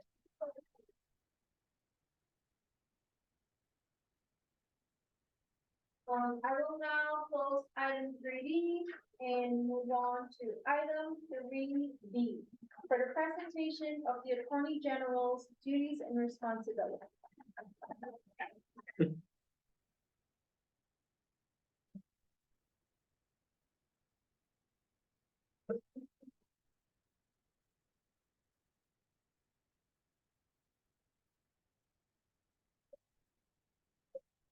Okay.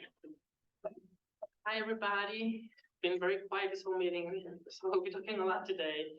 Before I start, I would like you all to, if possible, go to page 47 of the CSUN bylaws right now. Which, if you don't know, it's my bylaws, Attorney General bylaws. Page 47. Yes. Chapter 205.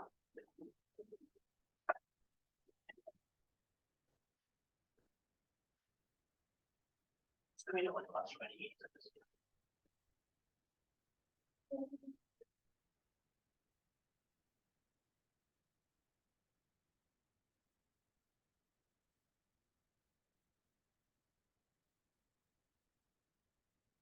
What section? 47, chapter 205, page 47. Okay, so the Attorney General, who am I?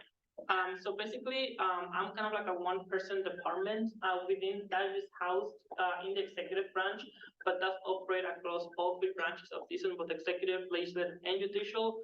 So it's a very very gray area position to be a part of. The mission statement, basically the primary mission of the Attorney General shall be to maintain transparency of official CSUN actions, ensure due process of CSUN members, and hold all CSUN officers accountable to professional standards. That's a very broad mission statement that I've been fighting to uphold since appointed. But specifically going to section 3, which will be changed today, is the Attorney General kind of like to-do list, like what to do. Basically, there's hereby the Attorney General who shall be appointed by the Executive Board with the approval of the Senate. So I was appointed by the E-Board, and then you approved me. The duties basically of the AG include, but not limited to the following. I serve as the head of the department and manage appointed positions herein. If you don't know, sometimes depending on like how large the job is, the AG does have authority to establish a public affairs department within the department. Basically, what that department is used for is to mainly audit the documents, both for constitution and bylaws. We had one last year under Attorney General Benjamin, where he basically had people that are non-paid positions, unless you're a senator already, that you can join, but usually more of volunteering work that a lot of interns usually join to audit both documents, the Constitution and the bylaws, which resulted in the constitutional changes that we're trying to pass, and then the bylaw changes that we'll introduce later on.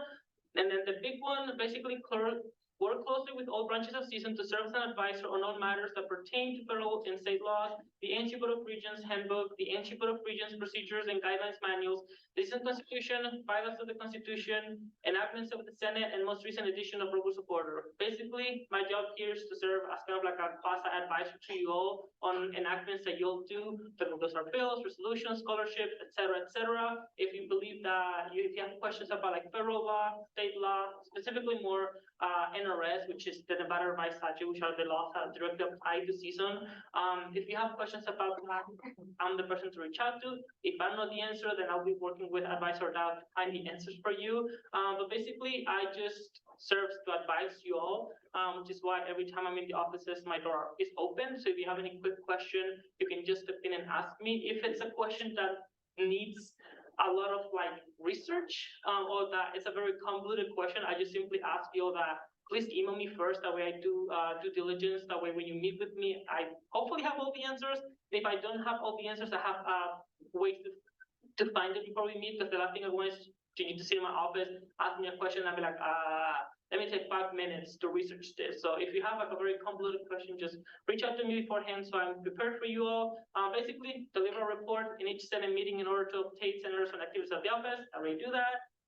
Serve to advise Associate Director of Elections Commission and the Elections Commissions to ensure the completion of legally successful elections that does not warrant invalidations or unfair disqualification of candidates.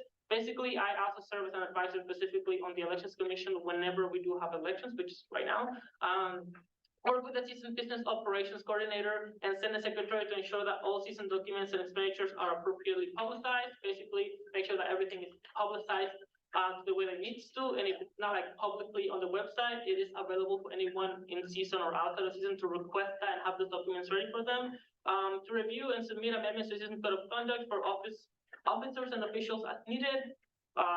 Former AG Laura has a really good code of conduct. I revisited it. I don't think I should be changing anything right now, but that is subject to change in the future. So if I do ever need to change the code of conduct, I will reach out to you all. To offer written advisory opinions regarding CSUN governing documents, judicial council opinions, and other matters pertaining to CSUN at the written request of any CSUN member. So this is something that there's a subsection here, section 4, Attorney General opinions. I'm just going to talk about it right now. I also do have authority to provide opinions. Again, there are opinions in a way that they're just advisory. They're not legally binded on like judicial council opinions. That's the only difference between an AG opinion and a JC opinion, whereas if they tell you to do something, you need to do something. If I tell you to do something, it's a recommendation based of what I've read in the bylaws and the Constitution. If it's unconstitutional, then I will be reaching out to the JC to make sure what happens next. But that's basically what I do. If you have questions about a bylaw, like, oh, what does this bylaw mean? Or like, is this bylaw unconstitutional? You can also submit this to me. Usually it takes less because it's just me reviewing the documents as opposed to a JC opinion, which is like they have to meet, they have to deliberate, they have to find a resolution. Usually the AGOP is more of like a quicker way, but if I find that the answers needs to be pushed to the JC, then I will do so as well. But that's one thing that you all can ask for me, our opinions. You'll know that I love to give my opinion. To upon request, advise any member of CSUN with information pertaining to the CSUN judicial and election cases. So this is something that's gonna change later on. So basically right now what I do is like an AG, if that makes sense. Like if a student has a case and it's been taken to the JC or the elections commission, to like a senator, they can request my aid so I can kind of like help them through it. As I don't want to say legal counsel because I'm not. But just kind of like help them through the inner workings of CSUN, like what does this mean? What does that mean? What would the outcome of this would be? Just because sometimes these people are new to CSUN and don't really know what's happening within CSUN, it'll be unfair to just throw them under the rug like that without any support from the inside as well. 2, upon request and acceptance of the Office of the Attorney General, serve as a counsel to any member of CSUN regarding the Judicial Council or Elections Commission cases. This ties back to number 9. If someone asks for my assistance as a counsel and I accept it, then I will basically be representing them in either a JC case or a Elections Commission case. To ensure that the judicial cases, decisions are deliberations are properly publicized in a timely manner. They do fall under NRS, so they are for the public domain to request. However, I will be meeting with them to potentially have a subsection in the website where all the judicial cases are there publicized so anyone can read. So hold on tight for that one. To attend meetings of all CSUN entities, excluding the Judicial Council, with a copy of the CSUN Constitution, bylaws to the Constitution, the rules of order, to correct procedural mistakes, and to give legal advice as a non-voting ex officio member of the body when necessary or requested. So if you see over there in my little thing, I have my iPad, I have my laptop, and I have a book.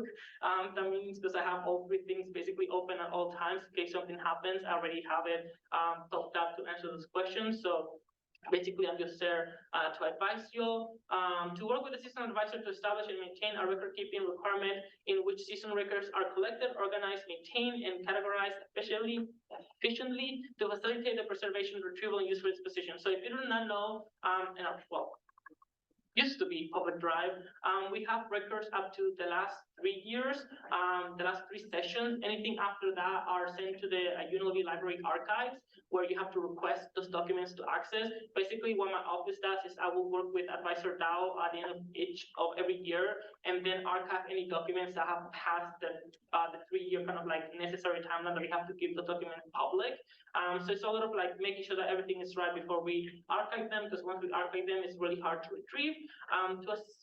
To organize 1 training session, continuing education, basically what I did during the boot camp. And if you're a new senator, well, I'll do to you soon. To ensure Nevada family law is followed appropriately and to invalidate and to work with the CSUN officials to rectify any violations. Basically, if you break the law and if like it's not like major, I will help you to work through how do we go around it. Well, that sounds bad. How can we amend the mistake? Not go around the law.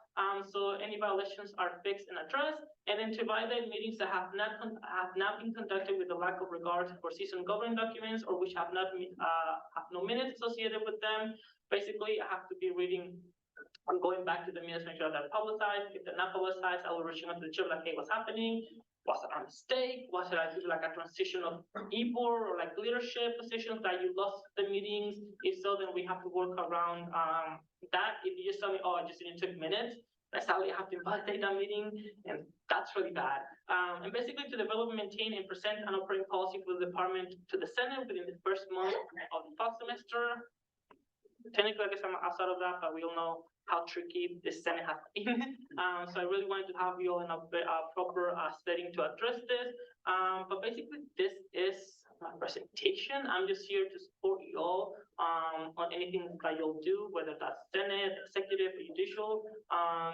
Thankfully, I've been here long enough to accrue amount of knowledge that I don't necessarily need to like research a lot to answer a lot of questions. So I can usually just answer from the head. If not, we'll be like, oh, can you give me like 5 minutes? Or like, I'll see you tomorrow or so. So basically what I've come here to do and ask you just to like, use me as a resource. If you have any questions about proceedings or if you see something in CSUN, let me know. I know either where to send you next or like how to address that issue before it gets too big. So yeah, I'm just basically here to support you as much as I can. Okay.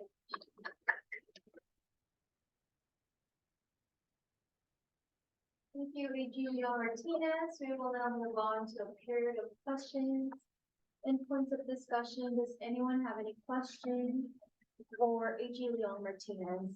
Court of order.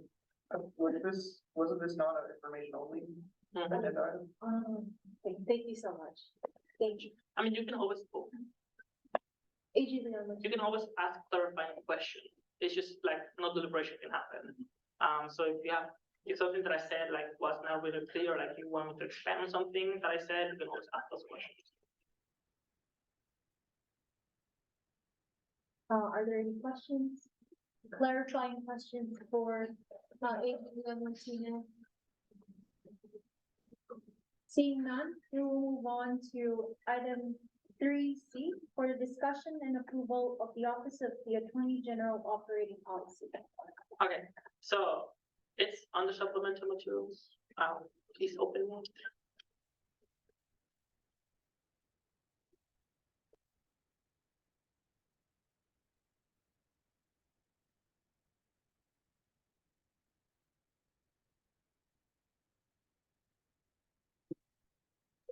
So first of all, this fund, I acquired it. I didn't make it from scratch. It's the way that it was. I don't know why. I think the scene changed it to make it look fancy. But okay, so something to address before this is that my operating policy is the bylaws basically. So my operating policy kind of like works the same way that the judicial council operating policy works, where like if they change the operating policies in their little group, they bring it to the Senate, they approve it, and that becomes the new section of the bylaws that the operating policy addresses. It's just because our departments work a little bit different than any other. It's like a committee. It's like if you have your operating policy in the bylaws, you work in your committee, you bring it to the Senate, it gets approved. So it works a little bit different, but that's the process of how the AG operating policy changes and the JC operating policy changes as well. So just clarifying that basically. Now, going on this document, this is basically what I go by. We have a scope of practice, and then we have the Judicial Attorney General, which is directly the operating policy. So let's just go from the top. Scope of practice. The Office of the Attorney General shall advise all branches. Again, I serve as an advisor. I do not vote on any board unless it's the Public Affairs Board. I do not count towards quorum. I'm just here simply to advise you all on things that you may have questions on, investigate any violations of due process of any members of CSUN. If there is a judicial council case, elections commission case, an e-board case, like a Senate, in regards to like impeachment or removal, where due process might be brought into questions, and it is my duty to investigate those scenarios to make sure that due process was followed through, and if not, then address why it wasn't followed, and then rectify any action that happened after that. Act as an official liaison between the judicial branch and the remainder of CSUN. Basically, as we've said it before, the JC kind of like operates in a different space from the rest of CSUN, so that we have the e-board, the Senate are very close, we work in the same spaces, the JC works separately. I kind of work kind of like as an in-between person of the three branches in a way. So usually I will update the JC if something's happening, or I will go and talk to them if something's happening. That's the only officer that usually is given the freedom to just go in and out of the JC spaces outside of the advisor specifically. If there are any questions or like conflicts, something like that, just let me know. Investigate any violations of Nevada permitting law. Sadly, that's something that I've been doing a lot.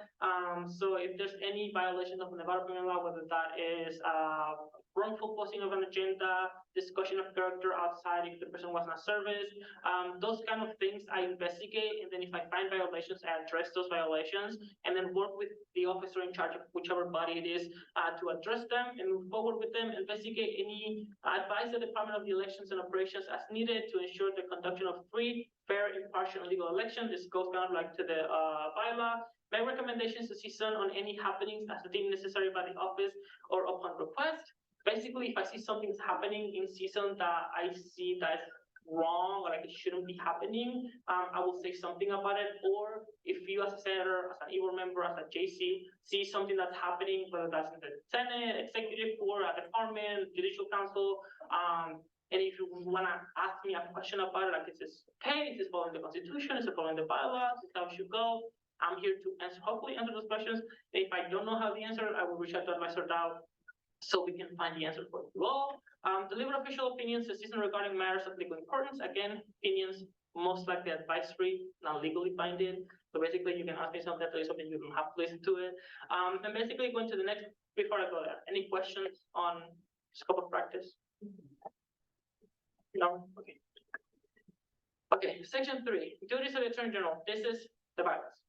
So I will just go straight for the things that I looked into changing, which is subsection J. So if we go there, I think it's page 5. It's the green. So all bylaws slash operating policy is to upon request and acceptance by the Office of Attorney General, serve as a counsel to any member of CSUN regarding the Judicial Council or Elections Commission cases. I was looking towards the ASUN, which is Reno's CSUN version, and their AG works a little bit differently than what CSUN's AG works when it matters to elections or JC cases. They work more as a representative of the institution itself, like a regular AG would be in the real government, or like the AG of Nevada represents Nevada if there's any violations. Basically, I try to copy or like mimic a little bit of like what the AG do over there, over here, so I can, deliver more than just sit in my office without doing anything. So I took out the election commission cases and make it as an exception, and then I added subsection K to it, where it says, at the discretion of the Associate Director of Elections, the Judicial Council represent the election commissions in any judicial cases. So basically, the JC, as an advisor of the JC, if they make a decision and then that decision is being appealed to the Judicial Council, and for some reason they need a representative, then that would be me. Or if the Judicial Council deems that they would like the AG to be a representative of whatever is happening, then they can request my assistance. It's just to connect my position more, to make it more realistic to how it actually works in the real world. But it shouldn't change too much, as I'm already an advisor of the EC. So if we leave it like that, it could be a little bit counterproductive if I'm an advisor of the EC, but then I'm also advising the person that's being seen by the EC at the same time. SVP. Point of order, Chair Capitoli lost connection. I don't know if that is, if that affects our forum, since we're in a possible action item.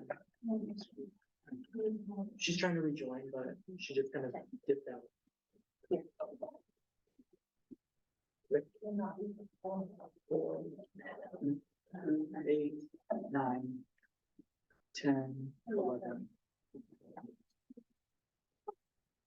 What time? She texted me at 8:36, so around.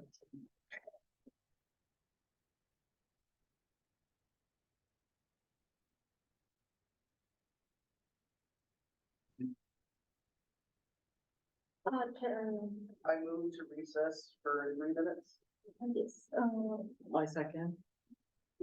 the motion is approved. We will now, No, original. we will now move on to period of discussion. Are there any questions or serious points of discussion? For the motion, Senator Johnny. We're currently at 11 senators, and Chair Tabacoli lost connection. So we're gonna be waiting for her to join so we can have 12 before. Are we in contact with Chair Tabacoli? Yes. She's trying to rejoin. I think it's that. She's trying to rejoin, so it's better for us to just recess while we wait. Any questions? Seeing none. We will now move on to a period of voting. All those in favor of 5-minute recess, please say aye. 3 minutes.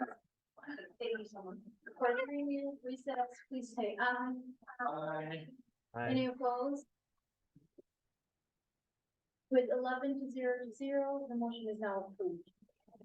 3-minute recess. All right, everyone got it. Go to the bathroom. Pause for the second. 3 minutes?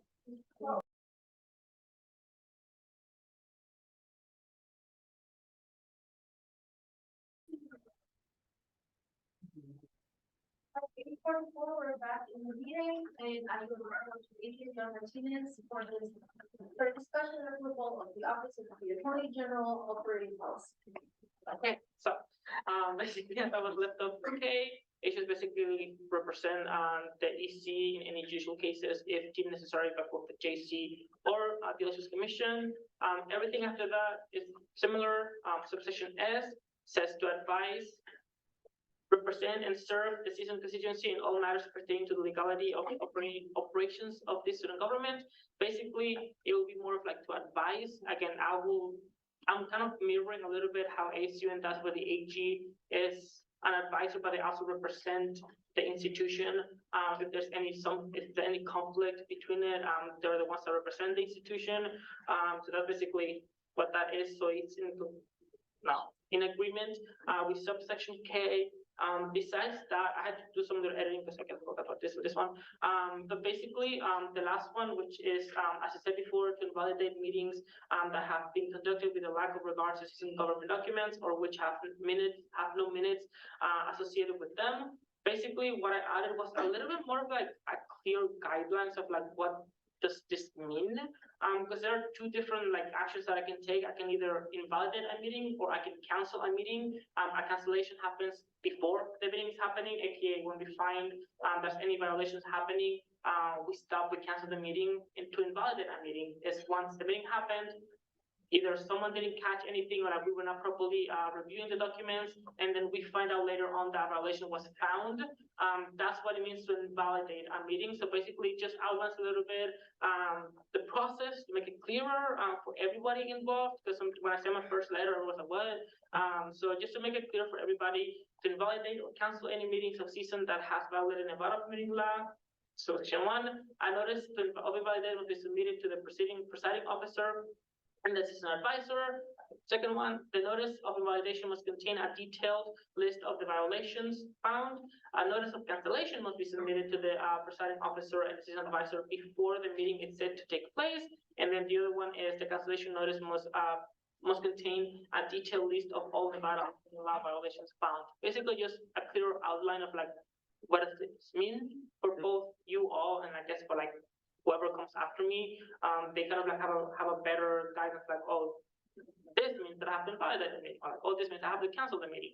So just have a clarification on that end. The next session, section 4, advisory opinions, I already went over that. I have a form that if you listen to my report, if you go into it, it's hyperlinked to it as well. So if you have any questions, or if you would like an AG opinion or something, that form is right there. You can also access it through, I believe, on the website and just see some share drive. You can just Google AG opinion form, something like that. You should pop up. It's a Google form. Again, advisory, not binding. And then this is an archive. This is just the process, like what does it mean what does an archive look like? We work again with I don't know the proper title of the person, but we work with someone in the library in their archive. So everything that we have, I guess since the 53rd. Oh my God, I'm old now. So I guess from the 50th session and on, everything's archived. AKA, if you look in the public drive, it's not gonna be there. It's gonna be archived already. So we have 53rd, 52nd, and 51st. So I'm old. That's when I joined CSUN. But yeah, that's basically how the process looks. I'm not really gonna go over it because it's something that you all are not really like involved in. I mean, if you wanna help me out on this, I'm gonna turn away the help, but it's just something that not necessarily to be stated too much or like take time because I feel like we want to leave early. And then basically the last part is the Public Affairs Commission. This is something that I helped former AG Benjalun kind of like draft up into the operating policy. Basically, it's just a structure of the commission. It's composed. Okay, so the Public Affairs Commission shall work to audit compliance of the Constitution, its bylaws, with federal, state law, the NG blah blah blah blah blah. Upon completion of the audit, the commission shall deliver a report to the Senate Internal Affairs Committee detailing the results of the audit, any proposed changes by the commission. We did this last year, which Loki, I feel like none of you were here except a few of you. AG Benjeloun introduced those results found through the commission. The structure of the commission is chaired by the AG and composed of the Senate President Pro Tempore, the chair of the Internal Affairs Committee, the chief of staff, and any additional members nominated from the CSUN membership by the Attorney General and approved to the Senate. Basically, it's just AG, SPPT, IA chair, chief of staff, and then any students that wants to join. Usually, most of the time has been interns, and then the chief justice, CSUN advisor, and well, I guess I have to take this out. Graduate advisor shall hold ex officio memberships, just because a lot of the time when we are trying to change the constitution or like find inconsistencies, we like to just ask either the advisor or the chief justice, like, are we good to change this right now? Usually they have the authority, like the wealth of knowledge, be like, oh yeah, this is definitely not in consistency with like federal law, like energy law. So that's why we have this over here. Chair, vice chair is very similar to any other committee. Auditory timeline, the audit shall begin at the end of the fiscal year with the goal of completion by the beginning of the fall semester. We've been on this since last year, but hopefully we are done with this constitutional change before winter break. That way we can finally introduce the bylaw recommendations, which all of them address any constitutional change. But hopefully, in a perfect world, we would have been on the second round of constitutional referendum, but we all know how that turned out, so we're still on round one. Section of policy knowledge shall serve with the operating policy, blah, blah, blah, blah. Section, blah, blah, blah, blah, blah. Okay, so basically that is it for the operating policy. It's very long. I have this and I have the manual, which is even longer, but that's outside of your scopes. But yeah, any questions? Does it make sense? Anything that I should add to it? Anything that's lacking from my office? Or something that's too much from my office? I don't know, whatever. Senator Jonathan? I had a question. I wanted to ask for further clarification on section 3, sentence A, sentence F. So it reads, one of your duties is to advise, represent, and serve the CSUN constituency in all matters pertaining to the legality of the operations of this student government. You mentioned that you wanted to make the change to both represent and serve. Now, correct me if I'm wrong, to make it congruent with the operation of ASUN, the student government at UNR, where you said that whereas their office of Attorney General serves to represent the students, but it appears you're removing that. Perhaps So, yeah, so it's fair, actually, but better. This is more of a combination of like both the ASUN, how the AG operates and how like a real world AG operates. I sort of kind of like mix the two a little bit into this. So when I was referring about the ASUN is the representing the EC on judicial cases. That's the part that I kind of like took from them. But the other part was more of like to make sure that because if I did this year and then I have a case where like I'm asked to represent the EC on like a judicial case, then I'm already now able to fulfill this because I won't be able to represent the student in the JC case. So it's a little bit to make it more sense to this, as well as like how a real AG works, because I don't want to kind of like have my operating policy go against itself a little bit. So that's a little bit more to address the fact that I will be more specifically during election season. I will be more of like the representation of like, this is what the JC did, the EC did, this is how the laws that they followed, and this is what the process that they did, rather than representing a student who may have filed for appeal or something like that. Then that would be a different case. So that's why I kind of like changed that one as well. Just so I don't find myself in pickle, basically.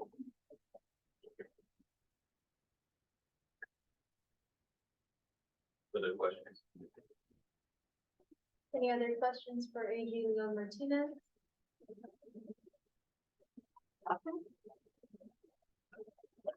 Seeing none, we will now move on to a period of voting for the approval of the Office of the Attorney General operating policy.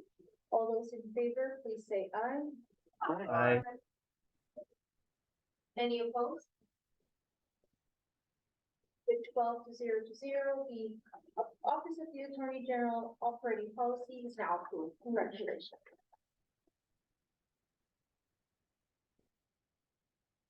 I'll go back to reports. Yes. Just take it.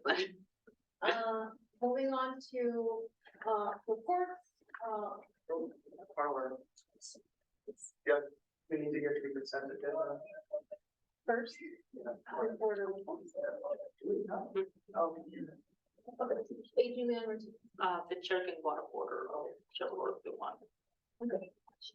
Moving on to reports, AG Leon Martinez. Okay, so my report, it's in the drive as well, so look at that, because I've been a little bit busy, for the last Senate meeting, so I'm just gonna read this. But please follow along so if you have any questions. So last week on Tuesday, Advisor Dow, Advisor Sunny, I don't know what her title is in his space, but Sunny, and then Peter, who's from the General Counsel, who's our General Counsel, and then myself, we met and we discussed the constitutional changes, and then we also discussed further things. So basically, I will be making some adjustments to the document, and we'll be reintroducing this in the next legislative session. The General Counsel did introduce some substantial changes that I have taken into account, so I have to bring it back to IAA. Right now, we don't have the time to send it back to IAA, send it back to General Counsel, and then send it back to the Senate within 2 Senate meetings, because we cannot really approve across legislative sessions bills. Like if we're stuck in here and the legislation ends and the bill ends, we have to reintroduce it again. We cannot just approve a bill from the last legislation session. So I'm just will fix everything that was addressed. Because I also have to talk with the JC a little bit about some parts that I am changing that pertains to them. And then I will just reintroduce this the next session, hopefully within the first few weeks of November. I can score an IA meeting to pass it as soon as possible. General Counsel have been really good with getting back to us. Peter got back to us within the week of Martin Advisor Dow sending the documents to him, so that's really good. That means it expedited the process a lot, because historically General Counsel have been the thing that has stalled the process the longest, because they were very busy at the time. So that's one thing. We also came to the agreement that the SPT does not need to be counted outside of quorum whenever they do chair the Senate meeting. So for example, if Senate President Salangson right now needs to leave the meeting, SPT ABO will chair the meeting, but they will still be counted towards quorum. I had to actually, funny enough, coincidence, Peter actually requested an opinion on this matter back when he was in CSUN. He was a senator at the time, so we were asking, it's like, oh, in 2003, blah blah blah. We're like, oh my god, you know this out of your head. But it was him who requested the JC opinion, which basically summary. The SPT being chair of the Senate President, if the Senate President is not present, does not strip them away from the powers of being an SPT, aka their constituents still have a voice in the Senate, unless the Senate President needs to reclude themselves from like a long period of time. Then is when the line of succession activates, where the SPT will become the acting Senate President. But if it's just to chair a meeting, they will still count towards quorum. Upon further review of the judicial cases and through discussion with General Counsel, I find that the Senate does not need to approve an opening of vacancies anymore. So the Senate President, as per the Constitution and the partial appeal of Ogata et al. Versus Elections Commission case has, based on that, they have the authority to appoint eligible Senate candidates to be approved by a vote of the Senate. So I don't know why we were told that it wasn't the place, but that's just how historically we've done it.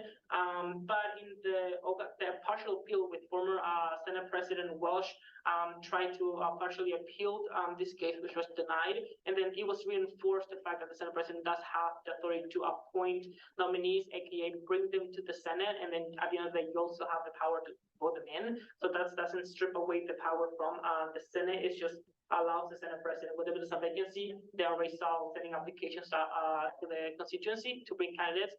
You do not have to open those vacancies because they're already opened.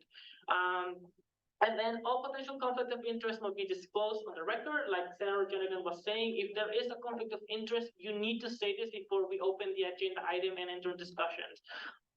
We cannot be like, after we discuss, after you ask questions, be like, oh, I forgot, I have a conflict of, well, if you forget, that's different. I'm like, oh, I have a conflict of interest. You've already participated in the discussion, aka it could be either they already swayed your fellow senators one way or the other, either to benefit you or benefit whoever you're representing. So please fill out the form that I sent you all last week, I think. You just have to say like what's your membership. Now this NRS 241, I think it's like 233 or something like that, 035, maintains that a conflict of interest has to meet 3 things. They're very specific, meaning like you can either get substantial monetary gain from whatever decision. I don't know if like there's an RSL coming here, it's like, oh, if you pass this, we'll give you $5,000 for passing this. That's a conflict of interest. If you made a commitment to that individual on a prior settings, using kind of like your authority to persuade that could be a conflict of interest. And then let me just put the third one because I don't have it on the top of my head. But basically, this will apply more to RSOs. If you're a member of an RSO, you still have to disclose that you are a member of the RSO, but that doesn't, within NRS, doesn't mean that you have a conflict of interest. I'm looking at the Board of Regents because there is a region right now that they're a faculty of like, I think it's Western College or something like that. So every time that the Western College is presented to the Board of Regents, they have to disclose that they are member of the faculty, aka if something happens, you already disclosed that you have relations to that individual, but you still are on record that you were going to be unbiased and like your connection with that individual will not persuade you one way or the other. If we found later on that it did in fact persuade you and that you were in fact biased, we already have you on record that you were lying, basically. So that's why you need to disclose it, at least in the public, that you are a member of an RSO if the RSO is coming for funding. And then I was sending each of you what to say. I'm still looking through the Board of Regents minutes to see what exactly does this person says. On record, just kind of like copy it and paste it and make it a work for you all. But please just fill out the form. Because I review the form every time we have a Senate meeting, especially for Ways and Means funding. If I see that you're a member of the RS, I'll be reaching out to you personally, like, hey, before this opens, make sure you save this on the record. Or if you're, I don't know, getting some money directly from it, make sure you're abstaining, blah, blah, blah.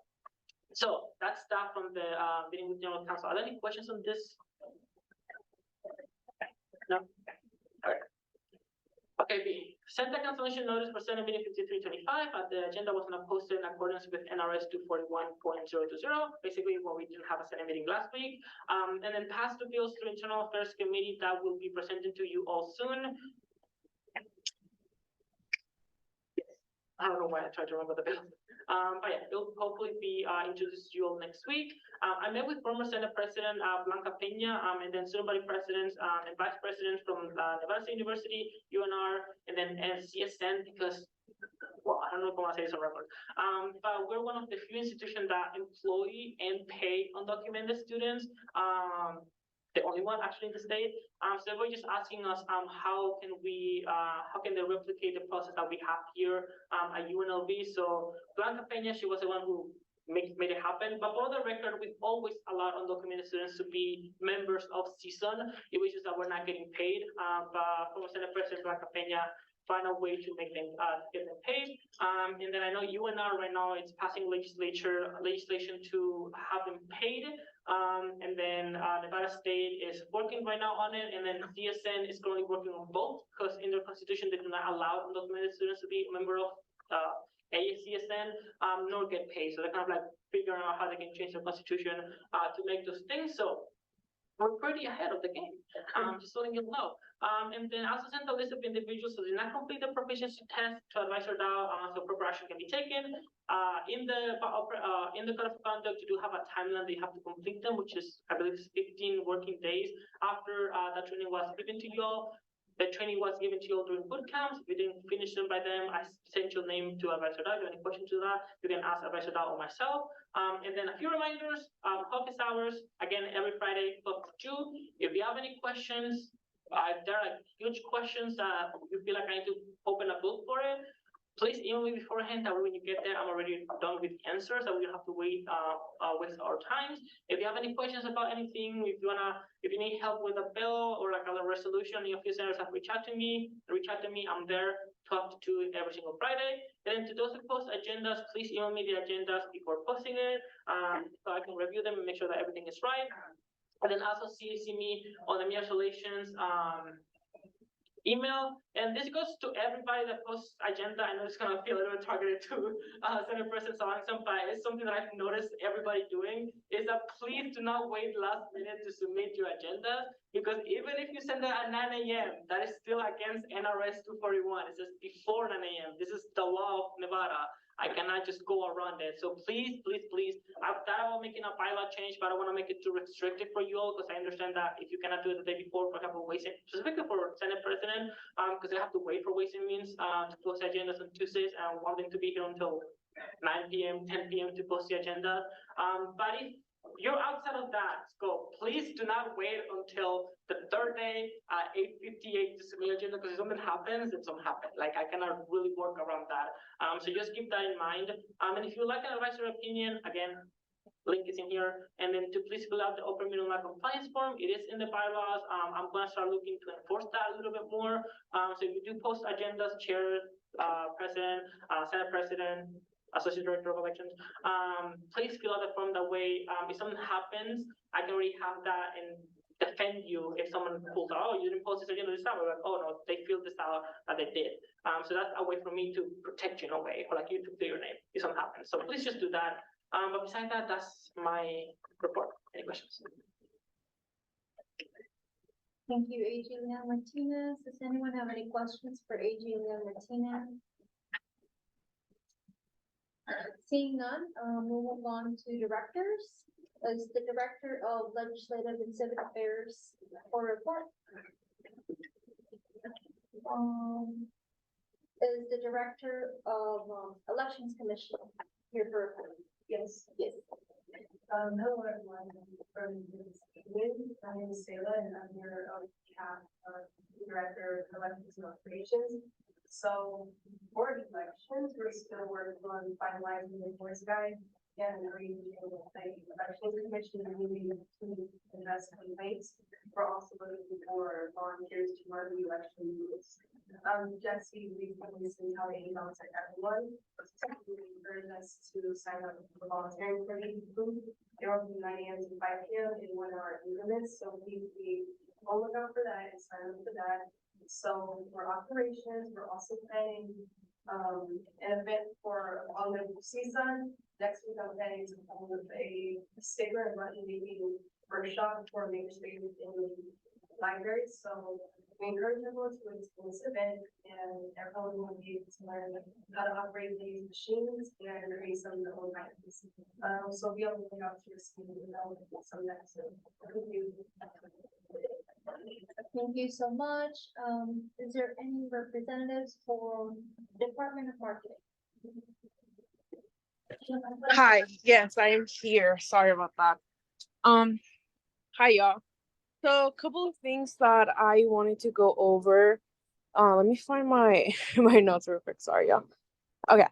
So the day in a life videos. I already had one person reaching back to me about it.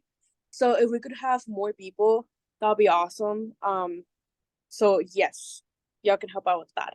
And then as well, that the theme for homecoming this year is gonna be the Twilight Zone, which our theme for the golf cart is going to be the like Hollywood, but like Las Vegas, Tower Hotel, which is pretty cool. And then last two things also is our flyers. One, we already worked on a couple of flyers for the elections, and then the other one is for the internships. So hopefully we'll push this out this week, if not early next week. So you can just email those also to your colleges or promote them somewhere on your platform, senators. That'll be great.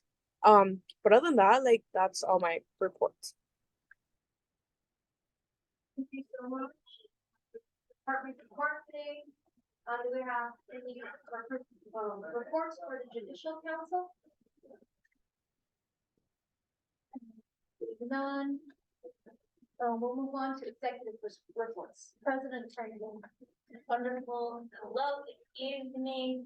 My report is in the drive, so if you need to follow along, you can do that. or look back at it. I'll make this short and sweet because I know we've been sitting here for a minute. Just some outward looking events and things like that. We're hoping to bring Marianne Williamson to campus on Wednesday, October 11th. This is someone who's looking forward to possibly running to be our next president of the United States. She wants to come and talk, so if you're interested in having some say in what happens with that, please let me know. I'm also looking for senators and students to join the First Gen Advisory Board, as well as the Student Safety Board, so if that interests you, please just send me an email so we can start getting ahead of the game, so you can start joining those meetings. Some things in progress, we are prepping for the Board of Regents meeting that is happening in December. I will keep you all updated on information that I receive through that, but that meeting will be there. I will be at the entire Board of Regents meeting, so if you're interested of learning what happens in those meetings, or if you would like to join, then I can help with that. We do have some really fun and exciting social media content and athletic department social media campaigns starting, but I will let Vice President Dunbar talk more about that. And then if you're not rerunning, please go for the voting booth and make sure that we are all helping all departments because it's all hands on deck. Yeah, it's my short and sweet, cute report. Any questions? Yay. AG Leon Martinez. Oh, yeah, I also like the group we just mentioned over here. No, UNLV. Yeah, this one. Wait, what happened? December. That's why I'll be here. I'll be here. Yeah, so it'll be nice if you ever make public space. Chair Ariane. I would just say, attending the Board of Regents meeting when it's here in person, I know it's not until December, but is one of the best things you can do as senators. It shows that you are engaged. You're gonna still be a senator when that comes. I highly encourage you. You can't be there both days, all day. Wear your CSUN pins, show that CSUN is engaged with the Board of Regents and invested in what they're doing, so that they understand your representation. But Chair Ariane.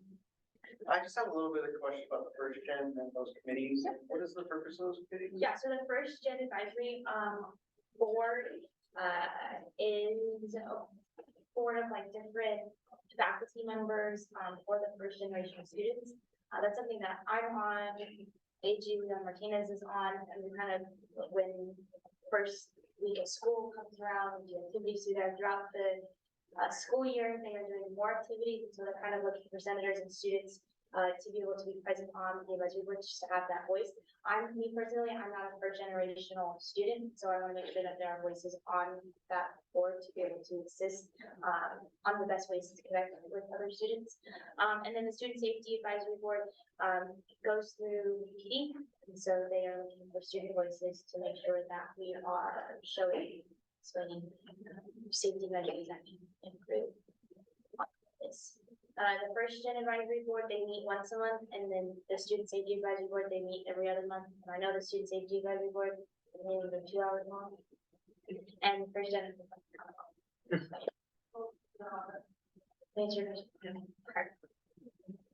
Any other questions for President Franklin? Seeing none. Moving on to Vice President Dunbar. Hi, everyone. So for my report, I just have, some of it has been mentioned already, but I'll just reiterate it.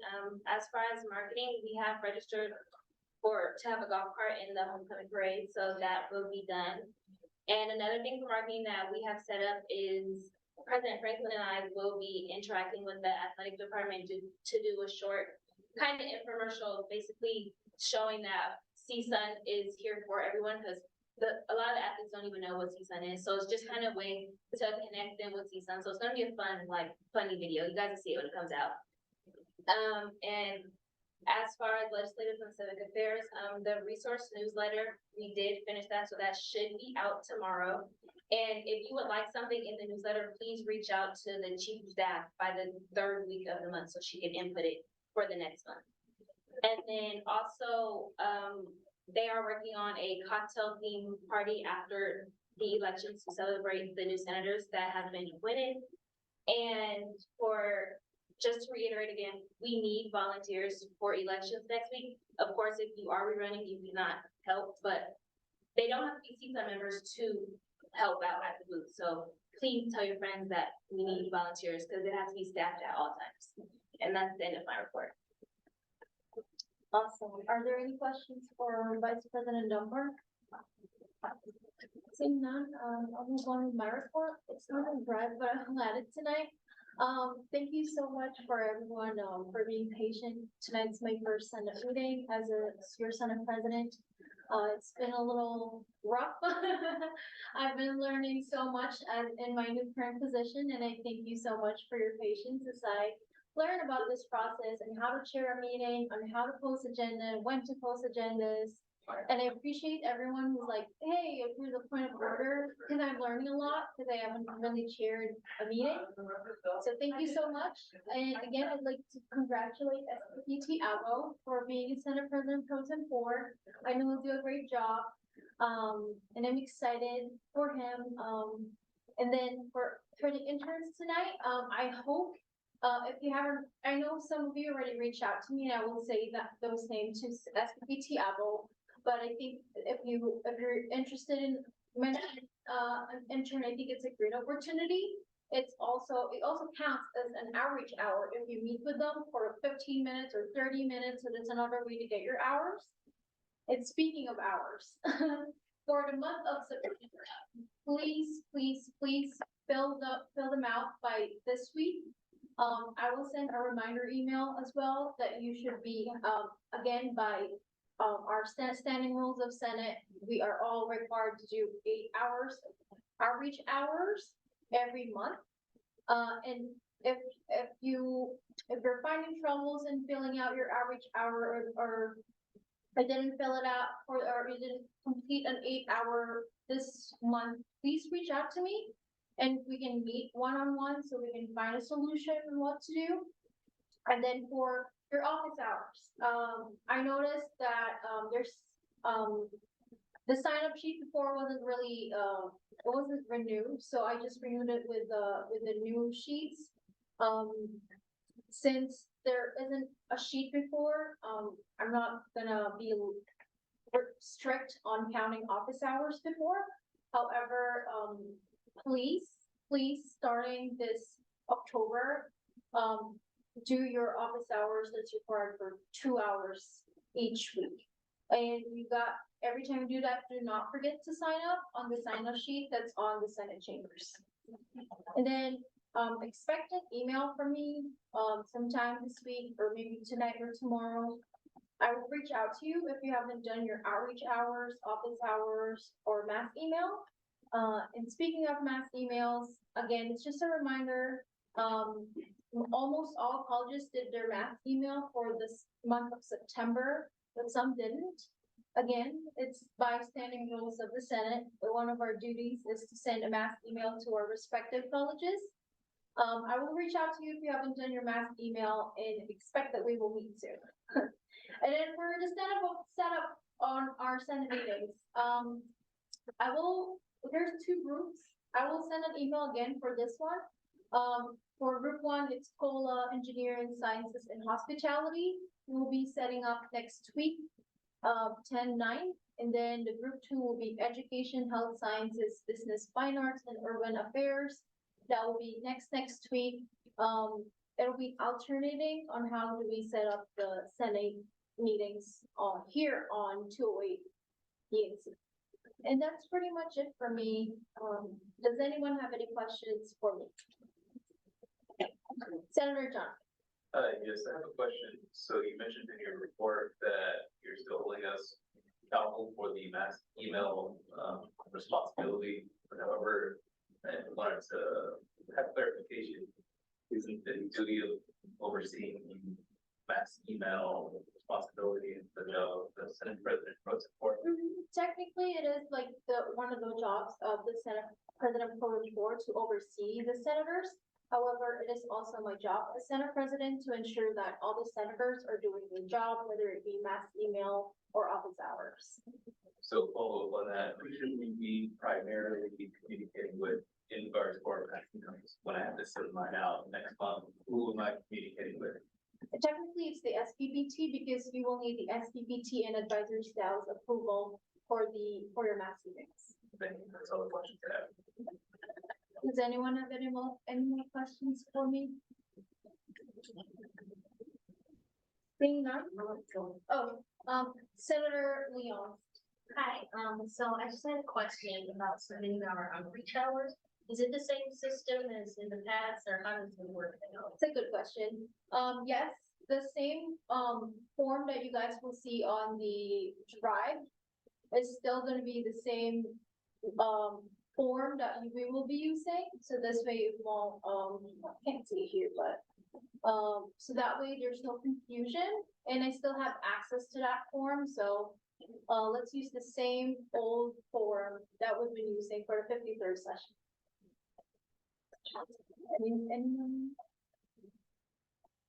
Any more questions?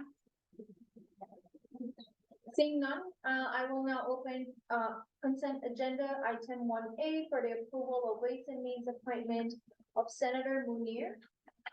Are there any discrepancies for the appointment of Senator Munir at the Ways and Means Committee? What is ordered? Just clarification, I might have had a lapse in my paying attention, but did you close the previous agenda? Yes. I will now close reports. Thank you so much. I will now close reports and open consent agenda item 1A for the approval of Ways and Means appointment of Senator Munir. Are there any discrepancies for the appointment of Senator Munir at Ways and Means Committee? Seeing none, we will now go on a period of voting for Senator Munir appointment for Ways and Means Committee. All those in favor, please say aye. Aye. Any opposed? With 12-0, Senator Munir is now part of the Ways and Means.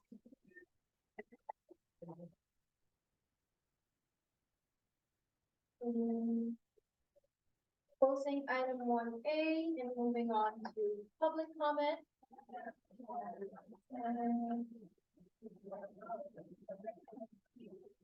This is the time that anyone from the public may come and speak. Members of the public, you are limited to 2 minutes for your public comment. Please refrain from saying anything slanderous or defamation of character, as I have the right to cut you off. When you come to the podium, please state your first and last name and spell your name for the record. Does anyone have any public comment? Seeing none, I will close the public comment at 9:21 p.m. and open Senate submissions. SPPT outline. Hello, everyone. So I just want to start off firstly by thanking all of you once again for your support in my SPPT-ship. I'm really excited to be your SPPT for this literally 1 week and then have to do it all over again. It's gonna be really exciting.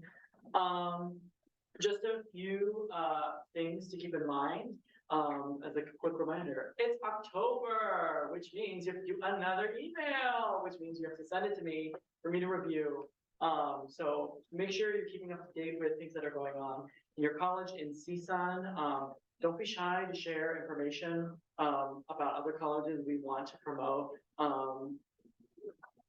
People communicating with each other across different colleges as well. So somebody has an event going on in one college and somebody has an event going on in another college, do a little swap. Put both of the events in your email so everyone knows what's going on across the university. Part of my job additionally is to acquaint current and incoming senators with rules of order, bylaw, Senate procedures, the Constitution, etc. So if you feel a little unstable in a certain area and you would like me to kind of go over that with you, I would be more than happy to schedule a one-on-one with you and we can go through those procedures, or if you have any specific questions about just your senatorial duties in general, I'd be more than happy to meet with you, chairs, and also by extension vice chairs. I will be in contact with you regarding maintaining your duties as chairs of your committees. So don't run away from me and don't ignore my emails, because it's important that we're in communication at all times. I think other than that, I have nothing else to say. I'm really excited to continue to serve with all of you. And I yield this to my time. Thank you. Any Senate submissions? Seeing none, I'll move on to executive board submissions. President Franklin, first, I want to say congratulations to our Senate President and our SVP team for y'all's first meetings. Y'all did amazing, did great. I want to thank all the senators for pushing through today. It was a little bit of a long meeting, so y'all did great, amazing. I love being able to watch y'all do your thing. For speaking about emails, our amazing chief of staff created a newsletter that will be going out tomorrow. No, it's going out tomorrow. So if you need things to put into your emails, that newsletter is a great way to do that. This is one of her biggest projects that she's working on, at least for the semester and then throughout the year, that she's doing a CSUN resource newsletter that gets sent out at the beginning of every month. So if you ever want or need something put out there, as Vice President Morgan said, please make sure that you're sending those to her, or at least to me, by the 3rd week of the month, so we can make sure that it goes out on the 1st of the month, or as close to the 1st of the month as possible. But I would love for you all to keep doing your good work. I know that some of you is going to be next week, but that should not make you fall short of your duties and responsibilities for making sure that we are putting forth our best effort for our constituents. So I want to congratulate you on a great session, and hopefully I see many of you back next session. Just to clarify, if you're currently a senator and you're not rerunning for election or not reelected, you are still a senator through the end of October and any Senate needs. Through October. So I don't want to cause anything. You're right. Yeah. Any questions? And at 9:26, I adjourn this meeting.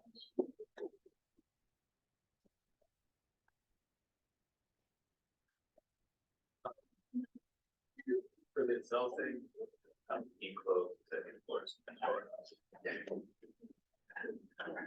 It's enclosed to enforce.